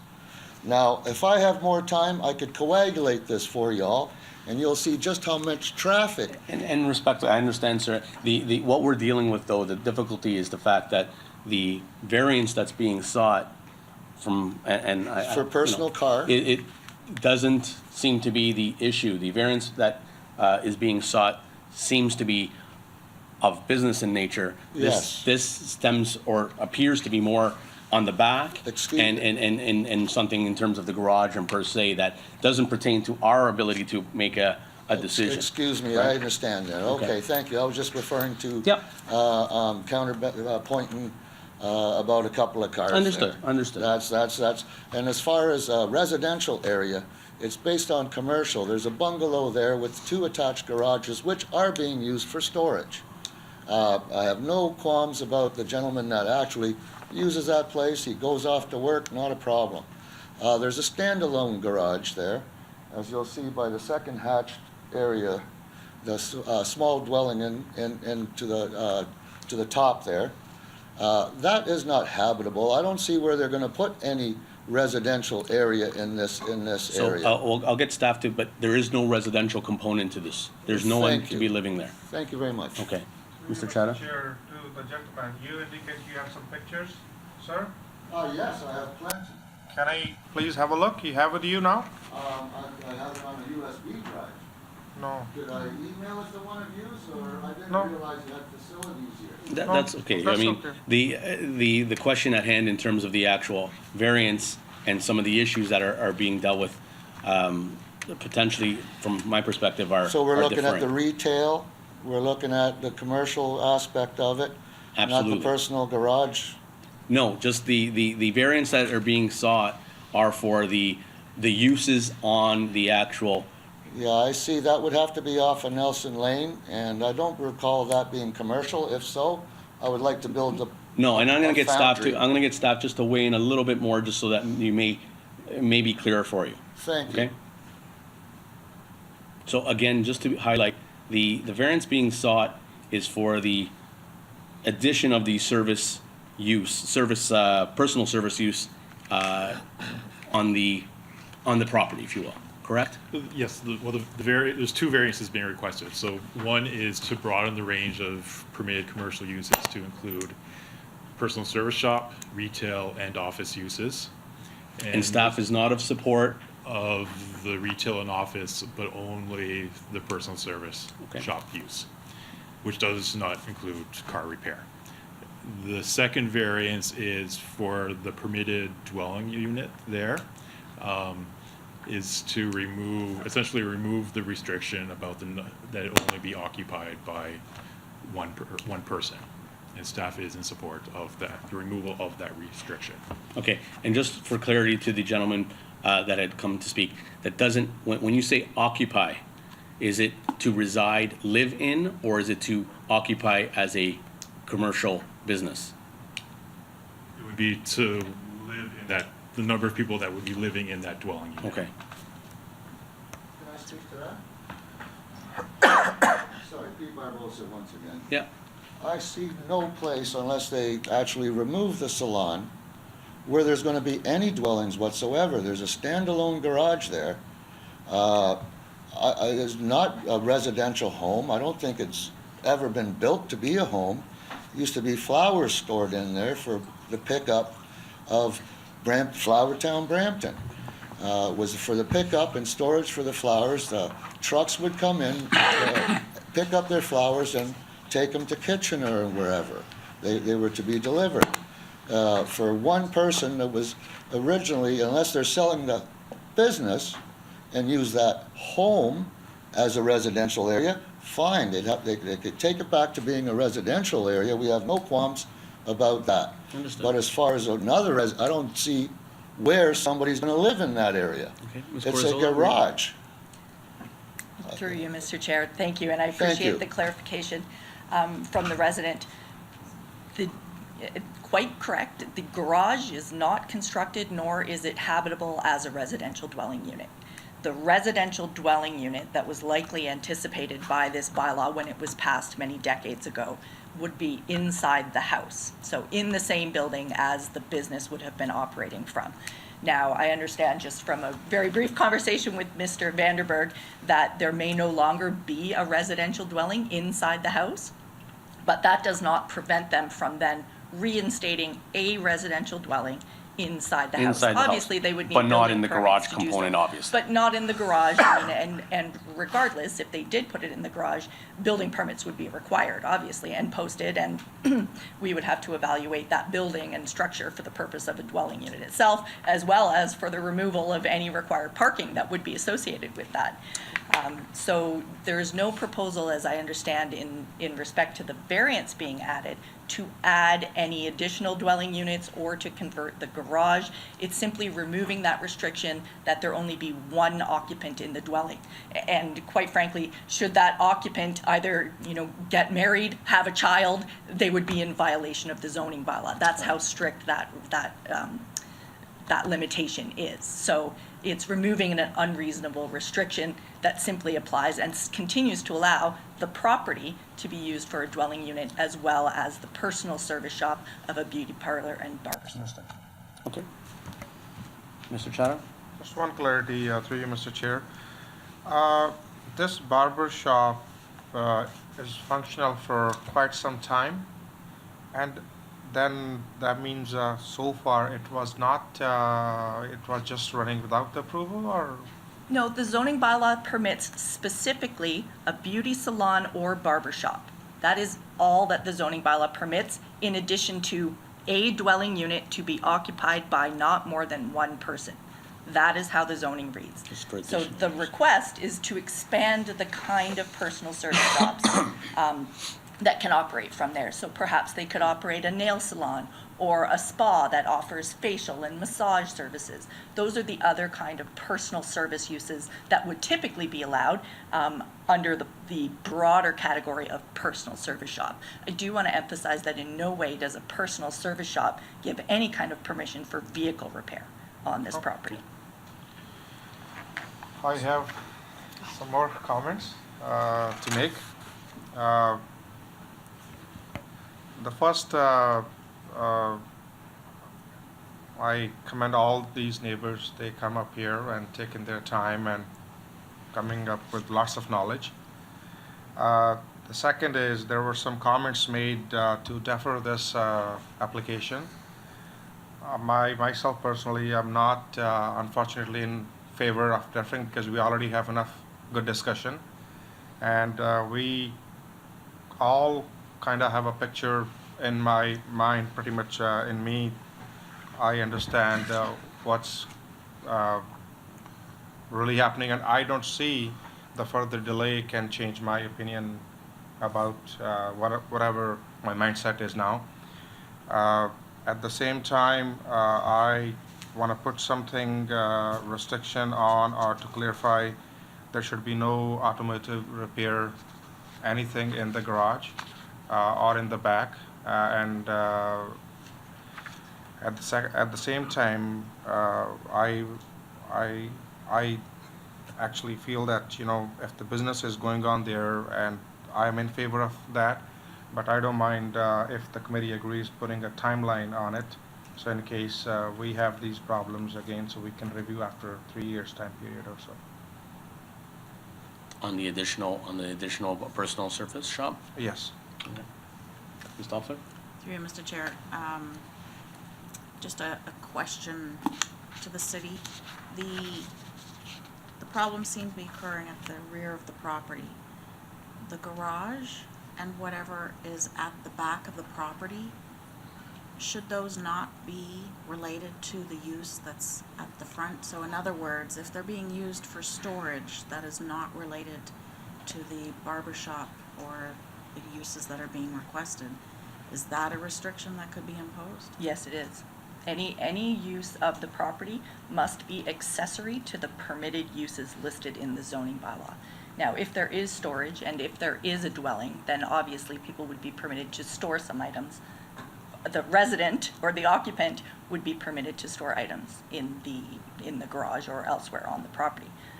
But it must be accessory to the permitted uses. It can't be used, let's say, as a warehouse, because a warehouse is not a permitted use. And then the resident,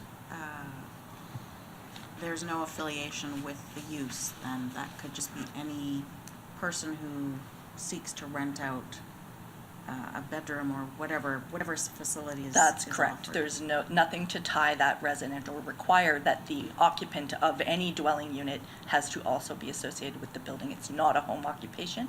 It's a permitted separate use in the zone. And the laneway that's at the back, that appears to be part of this property, so it's owned by the property owner? It appears that a portion of it is owned by the property owner and a portion is owned by the city. It's Nelson Lane. Okay, so I know we're restricted in what we can do as a committee, but in terms of looking at this from the business aspect, without speaking for any of the other members, it appears that there's a reasonable request from the business standpoint, but what is occurring at the back seems to be beyond our realm. But if we restrict the use all the way around, then that would be a first attempt at offering some control. But in terms of the parking at the back, again, visually, I saw 2 vehicles parked back there. I don't know if there are just 2 spots, but is there the ability to restrict the parking and the ability therefore to restrict if apparently there are 15 cars parked at the back? If we have the ability to tie anything in with what we do here, we're seeking You to can do certainly that. impose a condition. I mean, the schedule that you see on the screen is meant to reflect the site conditions. So you have the building area, and then the shaded area off McMurchie has been identified as customer parking area. Now, there has been historically some access from Nelson to the garage, which is meant to be, I presume, resident parking spaces inside the garage. So to restrict parking in that area on the private property, I don't know if that's something, you can legally do. Certainly encumbering a lane, if there might be easements over it, could potentially be an issue. But I don't think you can prevent access from Nelson Lane to that garage, from Nelson Street onto the lane and into the garage, because that's historically been used as an access point to that garage, which is meant to be used for parking. And typically when we have proposals in front of us to review, we look at parking. So we have not discussed parking in this application. We know that there is parking that exists, but in terms of use and how the parking relates, Right. staff versus public. And in that regard, there's no increase in the requirement for parking between the 2 different personal service, or between the category of personal service and then the specific beauty parlor, barber shop. Both of those have the same requirement for parking, and that would be met with the existing arrangement for parking. The same can be said, and no variance was requested, the retail parking rate, if they were still pursuing it, or if planning staff were supporting it, would not have an effect of increasing parking requirement, and likewise for an office actually would reduce the parking requirement, unless it's a medical office. And in But terms- there's no variance for parking being sought, and none is required to comply with the bylaw. Okay, and in terms of the parking, the way that it's laid out, I drove in a truck. There was no other vehicles parked there. I had a tough time. I couldn't back out. I had to drive forward and then back up and then get out again. So I don't know if the funnel is a little bit narrow for what may take place. So these are part of the questions that relate to the use above and beyond how that use and the parking applies at the rear of the... And I suspect you're right that the current parking layout doesn't meet today's standards. It would be a legal non-conforming condition based on the shaded area that's depicted on that schedule. So again, quite old. Ma'am? If I may, sorry, I just want to give some context as to the history of the laneway, the municipal portion. When I first bought my house, the city invited my property and my next door neighbor, Mr. Fowler, who wasn't there at the time, and all of the properties all the way through to Railroad Street to purchase 8 feet of what used to be a milk run. So we're 16 feet that were granted to the residents. It stopped at the south side of Nelson because of the access that was needed for garbage to the plaza. I wasn't living in my house when that plaza was built, but there is also another laneway off of West Street. So that's why I said in my presentation we've asked the city to close that laneway. I mean, it's not that they're parking 15 cars. We didn't say 15 cars. They're gathering. And they race out of there. They race around, you know, with these souped-up cars. We don't need that laneway. I don't feel that that laneway is necessary. You know, we have garbage pickup at 4 o'clock in the morning. We've called, but that's the historical context of where that laneway, the city portion, originated. So maybe that helps. All right, Mr. Crouch? Through you, Mr. Chair, to staff. The listed personal uses under this application are without limiting the generality of the foregoing, which means anything that could be described as a personal service would suddenly be permitted. Could we restrict that to uses that are compatible with sharing a bungalow with a hair salon? And two, can we ensure that the uses are restricted to the bungalow?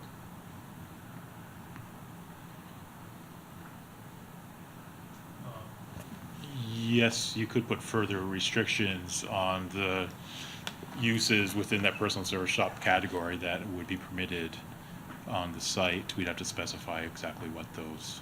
And could we also provide that the 6 perhaps undersized parking spaces at the front of the property are the only ones that are permitted to access the commercial uses?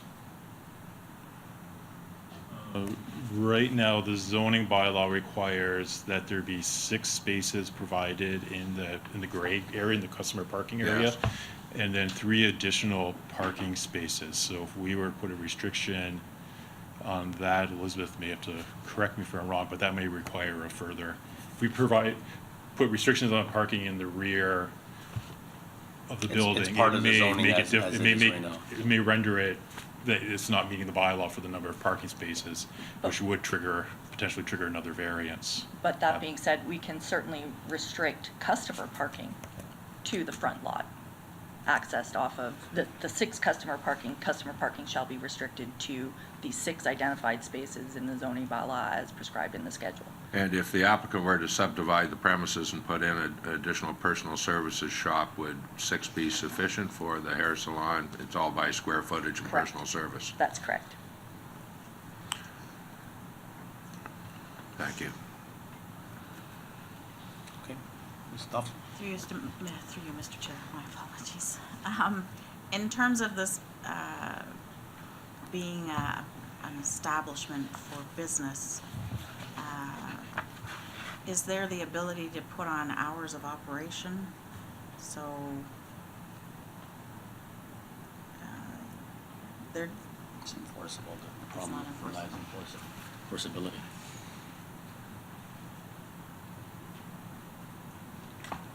There are noise bylaws. Okay, I think we've had ample discussion in terms of if, we've heard from staff, we've heard from the residents and the owners.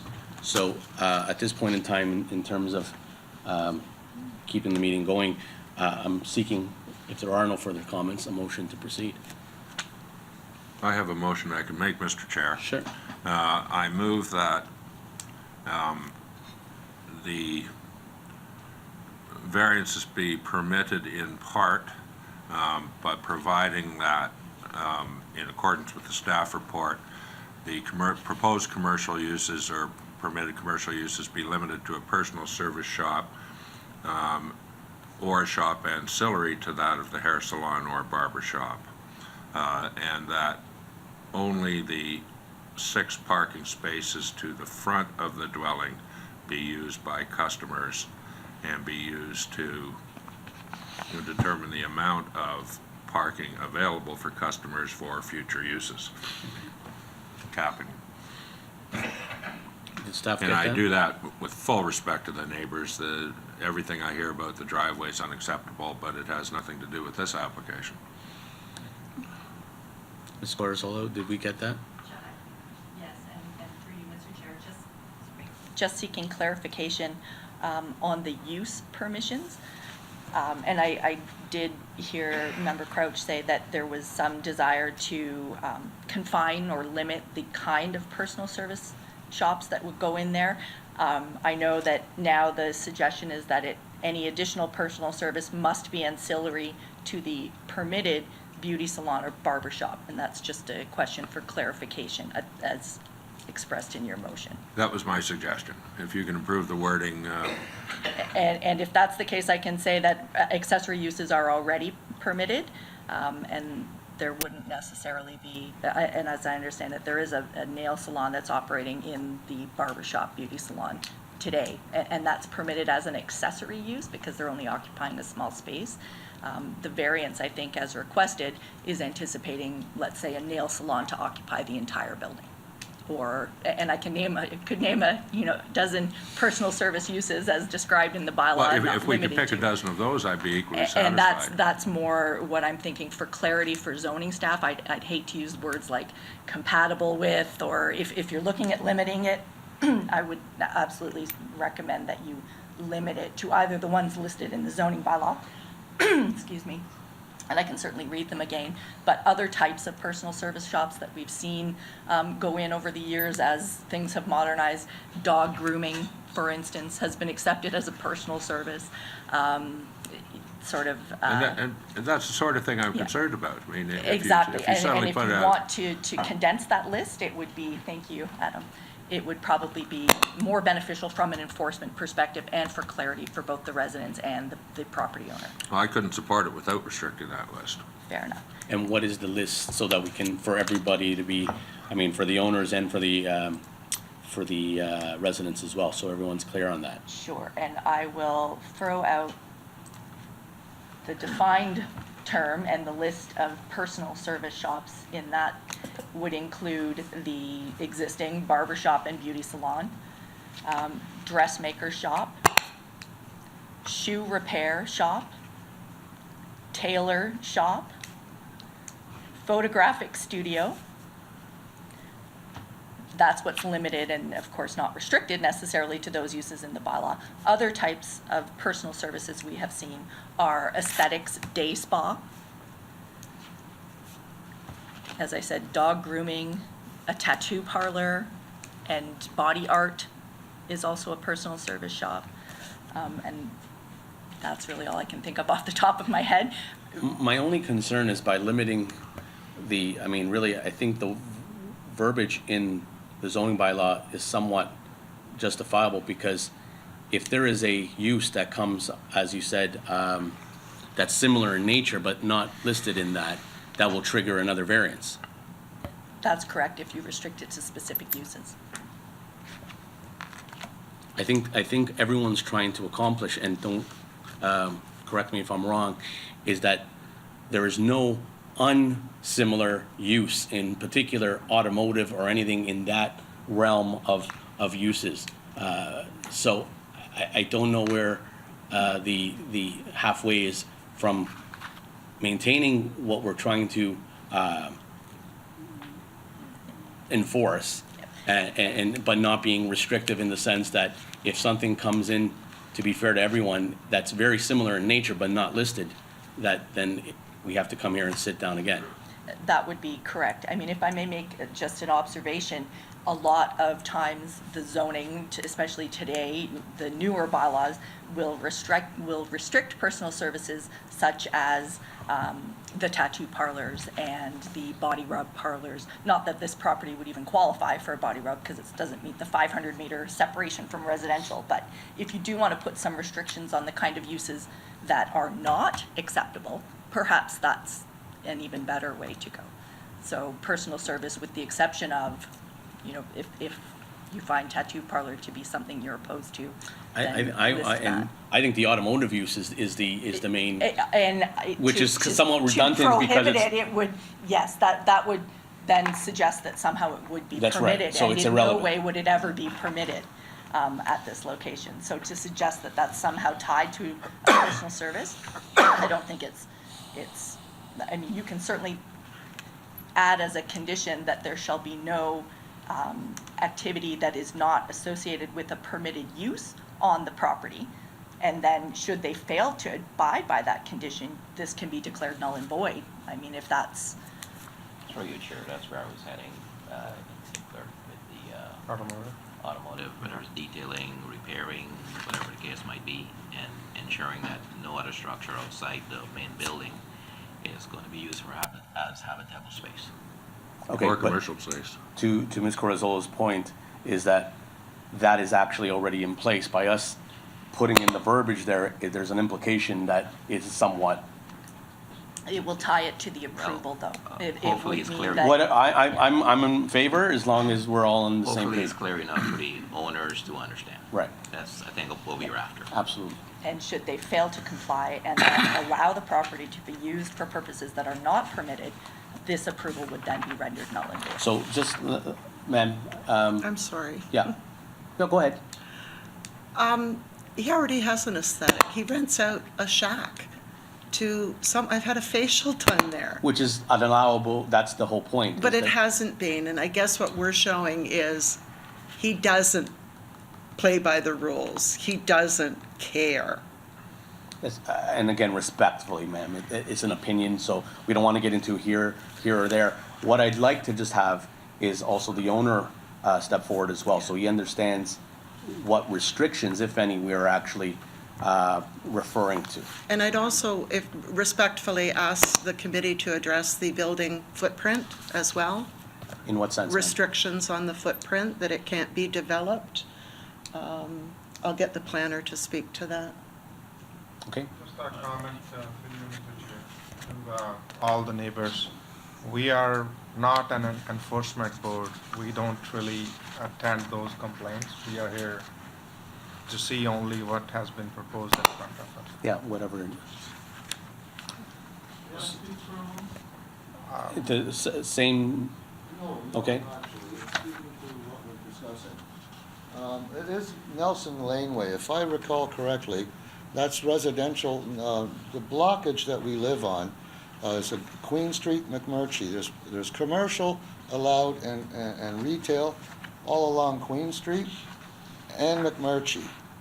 But as far as having businesses or expanding businesses into the laneway, would that mean that my property and Steve's property could now be considered residential, or I mean, commercial? Just for clarity, and staff has gone over, there's a site-specific zoning that allows that property to be used for commercial purposes. That was in play years ago. Yes, it was. Right?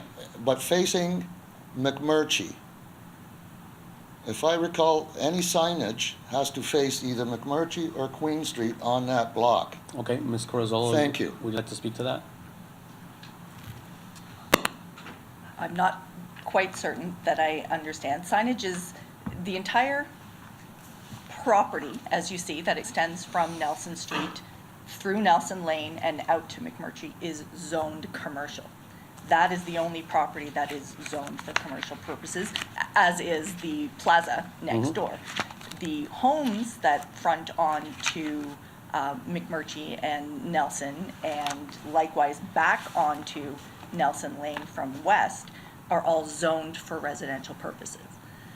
So those would not be permitted to be used or, as per Is your concern, sir, additional signage on Nelson Street? Yes, sir. And I think that would fall. Nelson Lane. On Nelson Lane, and that would, Ms. Corazzola, follow whatever signage bylaw that's already in place? It would have to be reviewed for compliance with the sign bylaw, and I'm sorry, I'm not aware of what signage specifically. If it's on the building, it's possible that it's permitted to be on the building facing a street, provided it's not more than 20% of the wall face of the building. If it's on the ground, if they have a ground sign that displays the name of the business, then that may be a violation, unless it was somehow erected, prior to the sign bylaw. We would have to review it for when it went up and if a permit was applied for. Okay, so anything will still be subject to any current signage bylaws, sir? So no additional or nothing else is being sought for that? Okay, Mr. Vandenberg? Just a comment about the expansions. Right now, the site-specific zoning bylaw that Schedule C very tightly restricts the building footprint, and essentially it is the building that's there right now. So if they want to change the building footprint from what's shown on that drawing, on that plan, they would have to come in for another variance. Okay. Okay. So, gentlemen, would you like to step forward? So we have some clarity. In terms of any restrictive aspects of this. There's no intentions from your point of view, or are there, to be running an automotive industry or business in the rear? No, there's zero intentions, and I actually apologize to the neighbors here that we've hindered your quality of life. I appreciate you guys coming out and being vocal about the situation. We will change what's happening back there. The noise level, if it's too loud, it will be changed. But nothing in what we're requesting has to do with any automotive shop or anything like that. It's only with the commercial area that's being ran in the main building. So the inclusion of some type of restrictive aspect, Ms. Corazzola, that would work from your perspective, is there some verbiage that we'd want to? Again, for your consideration, two conditions just based on this discussion for you to consider. The first being that customer parking shall be limited to the customer parking lot identified on the Schedule C of the zoning bylaw, being the lot accessed from McMurtry Drive only.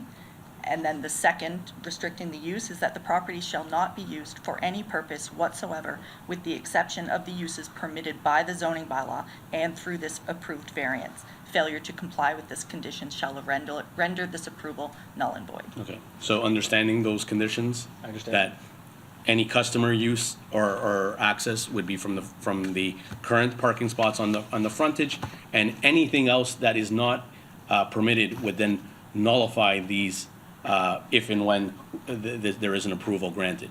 Yes. Okay, Mr. Crouch?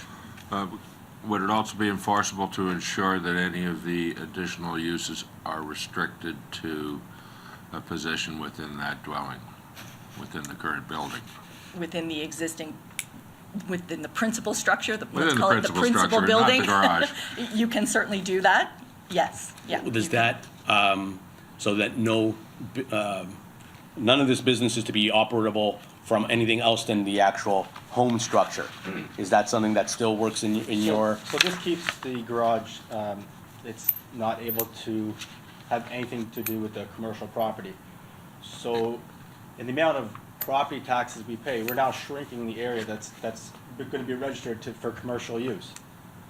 So we're actually taking a step back on our availability to use this property for commercial use. Understand, and again, I guess the spirit of it is to restrict any operational business to be ran from the garage, but understanding your point of view, if you want to store product of sorts in there, you wouldn't be allowed to theoretically, correct? As long as it's accessory to the permitted uses in the primary building. I do note that the garage forms part of the requirement that 3 of the non-customer parking spaces be provided on the site. And it was the intent of this bylaw, I believe, when it was enacted, that that garage be used and capable of being parked in to satisfy that condition for 3 additional parking spaces for the residential unit. Well, I'm satisfied from your conditions. I don't know if Mr. Crouch is as well, if not. I just have another question now, though. Yeah. So in order for the variance to be consistent, the garage has to be used as a parking spot? It has to be available for use for a parking spot. If a building permit were applied for to convert the garage into any occupiable space for the purpose of a business, we would have to review it for compliance with this requirement that 3 parking spaces shall also be provided on the site outside of the customer parking area, which is what the bylaw specifies. So if the applicant now decides that 1/3 of the dwelling is going to be a spa, and the parking requirements are the same because it's still personal use, would they get their occupancy permit if the garage was filled with stuff? As long as there was no permit, most people use their garage in part, at least, for storage. But it is still available as a parking space. We don't dictate what you do or don't do inside your garage necessarily. But if a permit was applied for to convert that space into something other than an empty, vacant, building that a car can be parked in, then that would trigger a review for zoning compliance. But it wouldn't be a review if they applied for a building permit for improvements for a second personal use tenant within the dwelling? Inside the principal building, that's correct. Okay, so, Chair, sorry? just a comment to second what you mentioned earlier. I'm also in agreement with the two new conditions and already put forward. So I'm seeking, Sorry, sorry? through you, Mr. Chair, just, we've had a lot of discussion with the neighbors. I think it's admirable that you stick up for your area. It's got a really quaint feel, so great for you for fighting for it.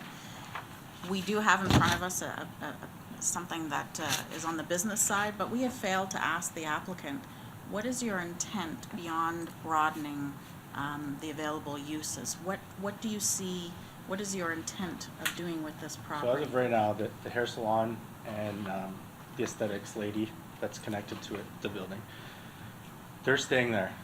Our intent is to, if we have to sell the property or bring in another business, it's viable to continue to operate because of the raising costs to operate this building. Their main concern is what's happening now in the back. That's separate than what we're requesting. This is just for future considerations on the value of the property and if we're able to even sell it, if property tax and other amenities keep going up in price. That is the main thing we're out to do. Okay, so on a personal note, my suggestion would be to become a better neighbor and to understand what's happening at the rear and restrict use of your garage. I cannot say this professionally within our statutes. This is a personal observation because it's a rare situation where we get so many residents from one area to come out to protect their area, and it is a small area, so the number of residents representing a small area is quite impressive.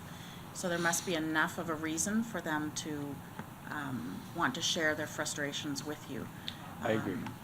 But thank you for sharing with us what your intent is. Okay. So at this time, if there are no comments, I think we're going back and forth. I just, in terms of time, would like to see if we have a motion that's can be put forward. To align with Ms. Corazola's recommendations or conditions? Seconded. Second. So just for clarity, so that we have everyone, can you please read, Ms. Corazola, the conditions that will then be put forward? And I'm also going to incorporate the conditions being recommended to you by planning staff. Correct. So as number one, to permit the retail establishment, personal service shop, that the permitted commercial uses be limited to a personal service shop, that customer parking shall be limited to the customer parking lot accessed from McMurtry Street as depicted on Schedule C of the zoning bylaw, and that the property shall not be used for any purpose whatsoever with the exception of the uses permitted by the zoning bylaw and this variance. And then 4 is that failure to comply with and maintain the conditions of the committee's decision shall render the variance null and void. Okay. So gentlemen, do you understand those conditions and do you agree to those conditions? Yes, we agree. Understand? And everyone else clear with the actual conditions that are being set forward? So Mr. Nurse has put that forward, that motion forward. Is there a second there? I did second it. Sorry, apologies. Seconded by Mr. Crouch. All in favor? That carries. That is approved with the amended conditions. Thank you very much. Thank you. Thank you. No, we have more. Calling applications A18-183 through to A18-185, Scottish Heather Development Inc. Properties are located at Lionhead Golf Club Road and Elysian Field Circle.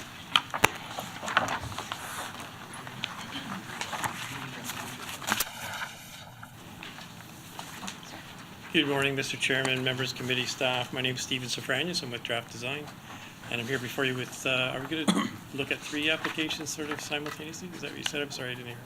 As I was coming up. So basically what we have is a recent acquisition by Scottish Heather from adjacent owner of properties where we have blocks joining. And in reviewing the properties prior to going to sale, we have, actually, that's for 2 lots. We need minor variances. One is for the length of the property that is block 211, and for some reason the other block number fails me. And then the corner lot with part 5 and part 1 and block 215. The block, or lot 2 is not an acquisition from a adjacent property owner. It's just a lot that was sort of set aside. They weren't sure what they were doing with that area. They had model homes at the time. I think their intention is to sell a couple of them, keep one on, and build another one. And I think they're looking to appeal to smaller square footage. And even as such, the shape of that lot doesn't permit the house exactly. The 2 lots that have length issues still exceed minimum amenity spaces in the backyard. And then the corner lot is certainly, I think, the setback can be considered minor nature. And I won't bore you any more than that. Yep, I think this is some housekeeping stuff, so committee members, any questions to the agent? Is there anyone in the audience here to speak on these applications? I couldn't see. Staff, would you like to weigh in with the with your options, please? Or with your with your So, Mr. Chairman, yeah, the two of the properties for rear yard setbacks, they back onto environmental open space areas. They're a little odd shaped in the back, and there's only a small little pinch point or corner on some of these back of these dwellings that are being constructed by Great Gulf. So, staff have no objection as long as the people purchasing know that they have a minor variance attached to that. As such, staff for the first 2 applications being 180, well, actually, for all of them the same. The third variance is going to be for exterior side yard, just for a small portion, because the property is not exactly perpendicular.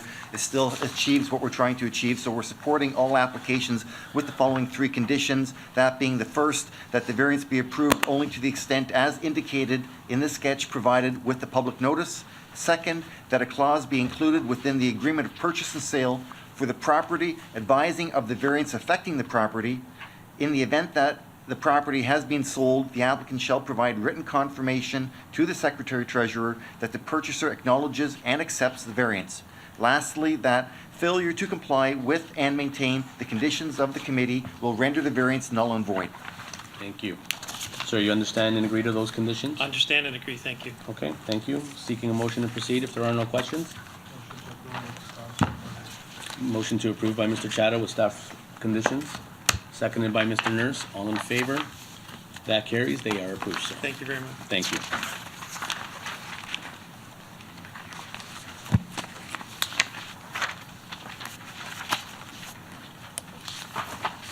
Calling application A18-186, Valley Grab and Nora Grab. The property is located at 10 Hazelwood Drive.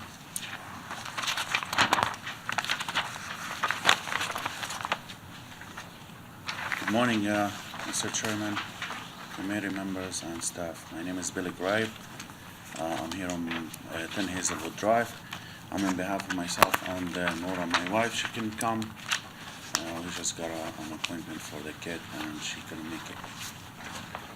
I'm here today. I was here last year, and I'm here again today, asking permission for variances and structure on my property. Okay. Thank you, sir. So yeah, this is an extension to the variances, and there's going to be some, I'll have staff when he weighs in, deletion of, I guess, approvals, and in lieu, these conditions be put forward, correct? That is correct.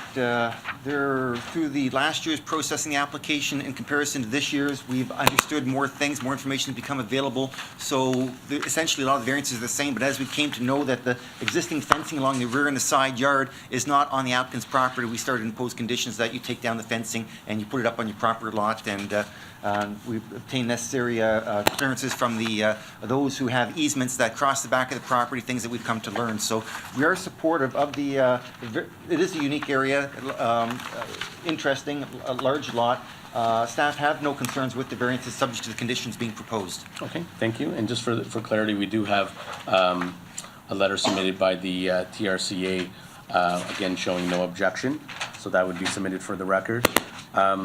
So I guess at this point in time, if you'd like to read the conditions, if there are no other comments or questions. Through you, Mr. Chair, to staff. The carport in front, it's a pretty massive structure that affects the streetscape, and I was wondering how you rationalized that that was minor. Agreed. Looking on paper, I agreed when I first received the applications before I went out to the property. Fully agreed with a lot of the variances seem to be excessive. And so looking at the area, to the side of the property, you have,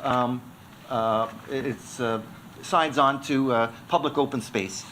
So the immediate neighbor that would be most affected is the city, and they have a large extension of open space there.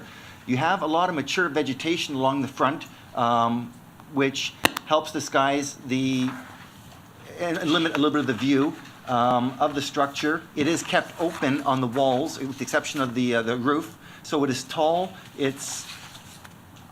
In driving by, it's not the first thing that captures my eyes. When I look at it, it's a streetscape that's interesting, it's unique, it's got different things. It's a large front property line. It's got different things going on. It is something that we typically do not see, to have that type of a structure there. So this is a unique property, and for the reasons that it'd be kept open, I could accept it remaining. It was not causing a problem to the streetscape. I didn't think it looked horrible. If you had made the request to build this without me seeing it, I probably would have been more inclined to say no. Now that I've seen what's been built, I don't have so much of an objection to it. From a streetscape, It's open nature. Provided it's kept Despite open. its massing. Yes. Okay, I can't agree with you, but thank you.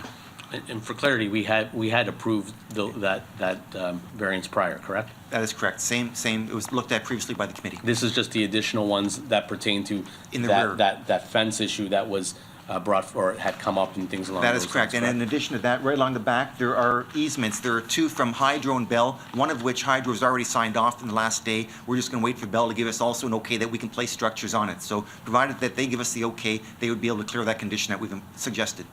And typically on those easements, and I ask it as a question, if and when is the homeowner taking the risk that if they have to access it, things do need to be removed? That is correct. And in speaking, when I say speaking, I had a lot of back and forth emails with Electra, Hydro, and they said that it is acknowledged that if they have to get on there and rip out the things, the owner's going to have to pay for it. Right. So they've got stuff in writing that will require the owner to pay for whatever work they have to do to remove it. Any other questions? I'll read the conditions, Please, Mr. Chairman. yep. Okay, the staff is in support of the application subject to the following conditions being imposed. First, that the variances only be approved to the extent as indicated in the sketch attached to the public notice. Second, that the applicant obtain a building permit for both the carport and shed within 60 days of the date of the decision of the committee. Third, that the existing pergola and carport remain as an open-style construction. Fourth, that drainage from the carport and accessory structures shall not adversely impact the adjacent properties. Fifth, that the applicant shall make arrangements satisfactory to the Director of Development Services to provide a description of the rear yard easements and to secure written confirmation advising that the owner of the easements has no objection with the two accessory structures, being the shed and pergola, being located within the easement.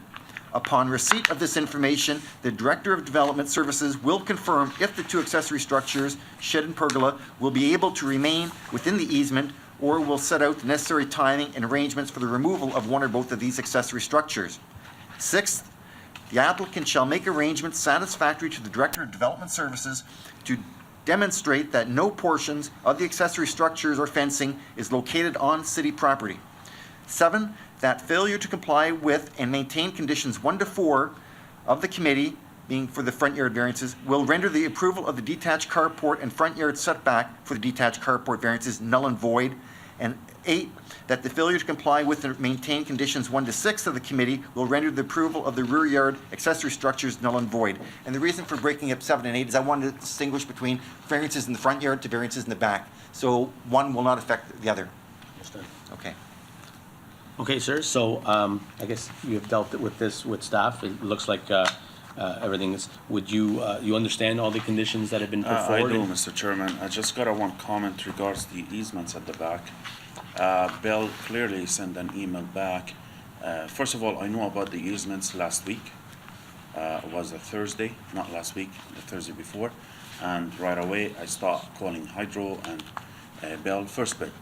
And we got clearance from Bell, and they even sent me an attachment, which I forwarded to the Yeah, and committee. I believe staff has indicated that that was the case. He mentioned Hydro, not Bell. Oh, Right, so I need to be clear on what these, it was never been very clear on what was provided to us. So what I understand is that I have instrument numbers, what is the easement? So for someone just to say that, yeah, we're okay with this, and Electra, first of all, said, yeah, it's not located on our easement, but we're okay with it. It didn't make sense because it is located on it. So I said, here are the two instrument numbers. Please confirm which one is yours, which I've now got, and now understanding that Bell was the other one, and that you, again, reconfirm. And it was then done in more direct wording. The information I have from Bell does not speak to that where their Bell instrument is. I don't know what information they were given. I need them to tell me that here's the instrument, and I can work further with them through the emails because it's been a very short period of time. I can email them once I get the contact person saying, this is the instrument number, please reconfirm that you have no objection. I need sort of more clear wording than what I've received. so fundamentally though, philosophically, is that in the event that there is, where that easement is, if anything is, if it has to be removed, you understand that that will be at your cost, correct? They sent me a note, Bell, to sign on it, and I sign it and I send it back to them. Correct. And they even send me the same one, if I sold the house in the future, new owners should be notified and they should sign on it. So they clearly knew where is their easement located. I don't know, but So easements, on my behalf, I thought we cleared the easements. That being said, an understanding is that Just, what we're trying to establish is that once that's signed off and once that's cleared, you're okay with that.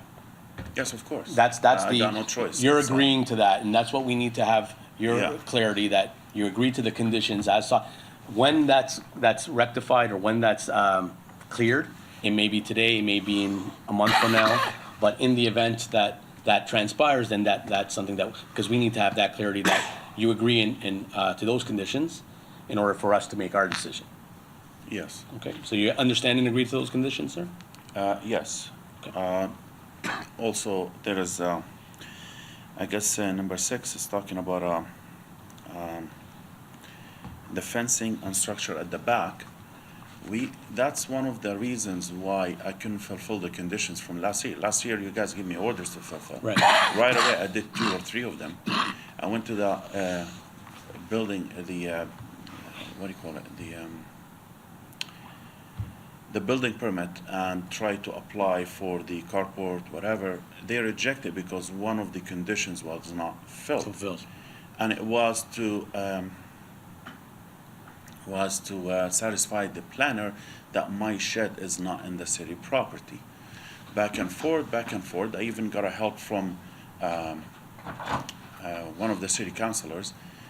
We tried to sit with Alan Person, and he was out of the city, in and out. I lost the timing.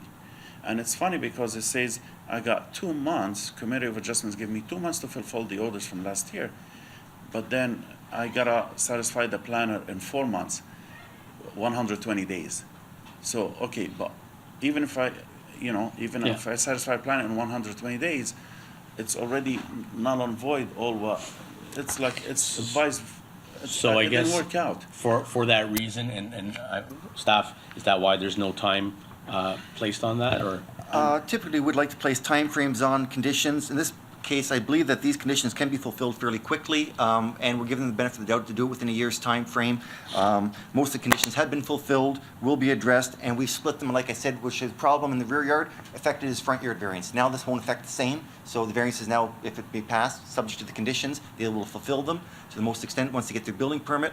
But really what you have to do, being the winter time, you have to take down the fence, you have to put it back up, which she's already started to do, and that's fine. But then we're gonna have to demonstrate, well, how do we know it's not on the property? And you might just have to get a surveyor to show us you now have a fence that's on your property line. I don't know any other way of demonstrating that. That's my point. I got a surveyor. July, Kevin Freeman sent me an email, says, Billy, we care only for the location of the shed, that is not in our property. And I got a surveyor, and he showed that, okay, the concrete under the shed, it's 8 inches in the city property.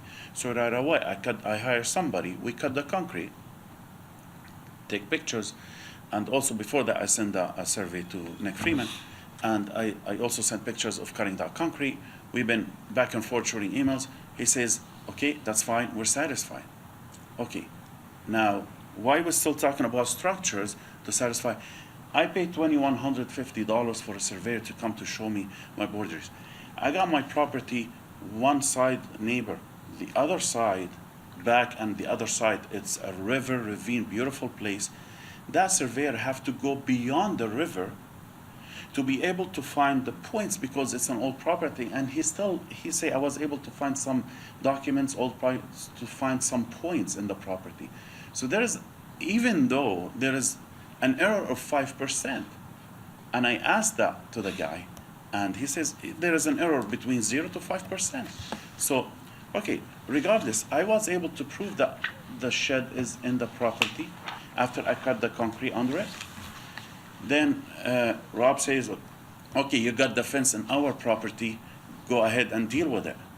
We talked about the fence last year in the committee, and I even talked to Alan Pearson, and he says, the fence is not my concern right now, I just need to know about the concrete.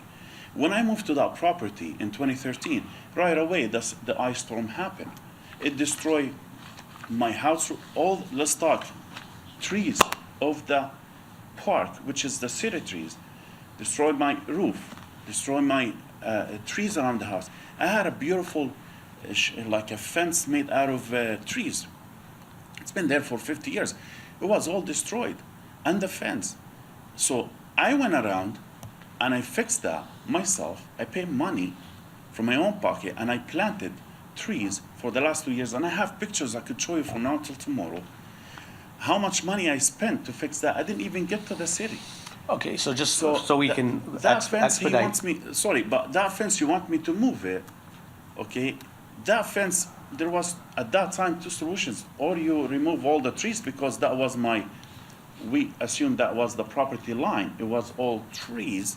So you cut all these trees to put a fence, or you put a fence from inside so you cannot maintain those trees, or you put the fence where it was before, outside, so you could maintain those trees. And now Rob says, okay, move the fence from the back. I moved it. I rushed into moving it, to be honest with you. I just got a dog for the kids 2 months ago, puppy, and we train him really well. I got a kid with a lot of troubles, okay? So they say, okay, somebody with autism and this and that, it's good to get a puppy. So we train him with it. We got him in a heated garage with an access to the backyard. It's gonna be a big dog, and it's already big, and I have a bungalow. I'm not gonna let the dog sleep in the house, but we start seeing things happening to the kid. He's changing, he's communicating beautifully. And now we got the dog out a few days ago, because surprisingly I got an email, hey, move your fence at the back. And I rushed in to move because I'm sick of it. For 2 years, I've been going to courts, being treated like a criminal, me and my wife. And you know what? I put a lot of money between committee of adjustments, between control conservation. I did a mistake. I built it fast, and then I came to get permits. But I've been punished excessively. And my property is getting a lot of attention. Absolutely, I don't know sir. So why. I just, in order to rectify, what is the concern that you have? I don't even see it. My Is it the concern in number fence 6 aspect? that I did it already, so why we still have it as a condition? I want to step out of here today, in your permission, go to the building department, get permit, apply for permit, and I'm done. And from staff's perspective, the fence issue, Mr. Nukifortune, is In speaking with those who worked on the application previously, it wasn't fully understood that this fence was off the property line to the extent that it is, and we can't allow and support, and I thought, and it was led, confirmation, we had a round discussion amongst the planning director, Alan Parsons, the previous planner, Mr. Freeman, and myself, and as information came to light, they were not clear on all aspects until the survey came out just a little while ago, and when I thought we're only dealing with we started thinking we're only dealing with a shed in the back. Then it was the fence. And then I looked and says, geez, the side yard is off too. So as information became known, and it's acknowledged that you cannot have the fencing on the city property. So we have to have it relocated off city property. So that's the position of staff and right through the director. I guess where I'm getting lost is that if the survey has been done do we not know where the fence should be now? Is it in contravention of where it should be? That is correct. It was, what I was not understanding was when the ice storm came and got knocked down, it got put up in the same location, which was again off city property. But now only do we understand that the fence location is not along the property line, but it's off the property line. I have a drawing that might be helpful. It's been marked up. It needed to blow it up, color it up, and understand where the fence line is, where the property line, where are the easements, and it took a little while to figure that out, given the information as it came in. So the fence is a fair bit off the rear and the side property line. Can we take a look at that, please? Yeah. If I could interject, try to help the cause to the extent that's possible. The condition simply requires that the applicant satisfy the Director of Development Services with regards to these matters. If these matters are not an issue, then the Director of Development Services would treat it as such. If it is an issue, then it would have to be rectified. Sorry, we're not, we're just Sure. actually, we can't do them both at the same time. Blue is the easement in the property line. The bottom blue is the property line, and you can see how far the fence goes beyond here and outside. And here's just another easement of Hydro. But that's where the fence was for, And that's where it currently is. It was reinstated in the same location, so we said you gotta push the fence back to the property line. We know where the property line is because they have a survey. The surveyor can say, okay, this is where I estimate the property line, this is where it has to go back to. Similar, it has to be pulled back in off the city property. and for clarity though, that's where it was prior to the ice storm though. That's where, yeah, yes. I thought once it was reconstructed, it was put back in the proper location, but that's not what happened. I misunderstood in reading the application. Now I understand it is still back in its current location. So, sir, from your perspective, the relocation of the fence, or just the lack of clarity is where your frustration is? My frustration now that I gotta get the fence out and get the dog out of home, which I did already, and I don't know what's coming next. I just wanna, I moved the fence completely, by the way. Yesterday I couldn't. So the fence has been moved to the property line? I took it off completely. The rear property line. No, the side as well yesterday. I have pictures I could give you. So is your I just intention? moved it completely. Is your intention now to reinstate the fence on the current property line, or just so that we can understand where your train of thought is? Of course it is, but I cannot afford it. Of course it is, but I cannot. But I have to do it. Like this summer, my 9-year-old girl says, "Dad, why every time these group of guys comes here to the river, we smell this smell?" So there is a lot of kids come smoke their grass and they leave at the river. I have a lot of wild animals around here. Actually, when we moved in 2013, the city have posted a sign says, "Be careful, there's coyotes in the neighborhood." And one of the neighbors lost his poodle for a while, and this and that, and we have a lot of raccoons, possum. So I got kids, and I got one disabled kid. He could just get out by himself, and you will never find him. He don't understand that this is the house. This is not your house. Here's where you should stay. So I know the fence is not in the proper spot. We know it after the while. Like I moved, the ice storm happened. I put fence right in the same where it used to be. Actually, I hired a guy I know from Alliston up north, and he says, "What should we do?" I says, "Whatever it was, just put it the same spot." And it makes sense because all that trees around the property, it's very old, and it was there, and there was a chain link fence after it, behind it. It's a simple chain link fence, and that chain link fence cost me $7,000 because it's long line 140 at the side, another one. So, and now I took it off. I took the whole thing off, and I don't know what else I'm gonna do. I empathize with you, sir, but I'm just a little confused at this point in time, from our perspective, what you would like us to do in terms of if the fence has been put off and your concern is about access, then it's going to have to be put on. I guess that is a question. Are you having an issue that you want it to be put on where it was originally, or is that the discussion that we're having? Of course, I would love to have it where it used to be, because now if I'm gonna do it, how am I gonna maintain the trees outside? Well, we can't let you do that. You don't own the property. Sorry? Or we don't own the property, you don't own the property. It's up to the city whether they sell you some land to put a It's a fence up. bush, trees that you need to trim, and the city won't do that, sir. It's like the previous owners, I understand what you're saying, you know is what that I mean? how will you maintain those You've been I would- maintaining them up I to would now. love the city to cut, forgive me on that, to cut the grass around the river that we've been complaining, us and the neighbors, and trim the front trees. There's 5 trees at the front of my property. So my only They're making suggestion, so much and mess, it just, there's more. hear me out, sir, and committees. My only suggestion is that we either agree to these conditions, Yeah. or, not that I would like to do this, but defer the application that you can get that issue clarified. Really, at this point in time, I think, and correct me if anyone else has any other suggestions, we Well, either, We've already heard from staff that they're going to be reasonable with respect to judging the replacement of the fence along the property line without putting them to further expensive survey and everything like that.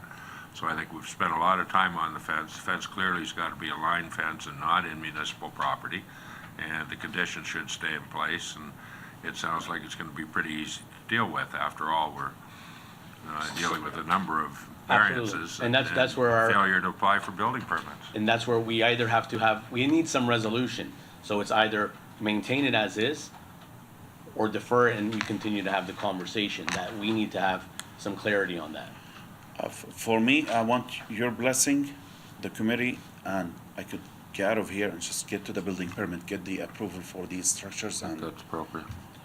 Okay, but with these conditions that are. With these, already- I want to make sure that the planner is satisfied right now, because I did whatever he asked for, and before that with Kevin Creedman. I can't speak to the planner, and I believe, So- and correctly, the planner has to speak, the director has to be satisfied. We're gonna have to understand the fence is off the property line, which is, right now, I don't know that. It's really straightforward. It is completely off. I have pictures for all of that. I could show him right now. It's completely off. Well, you've showed us where the property line has been surveyed and where the fence was.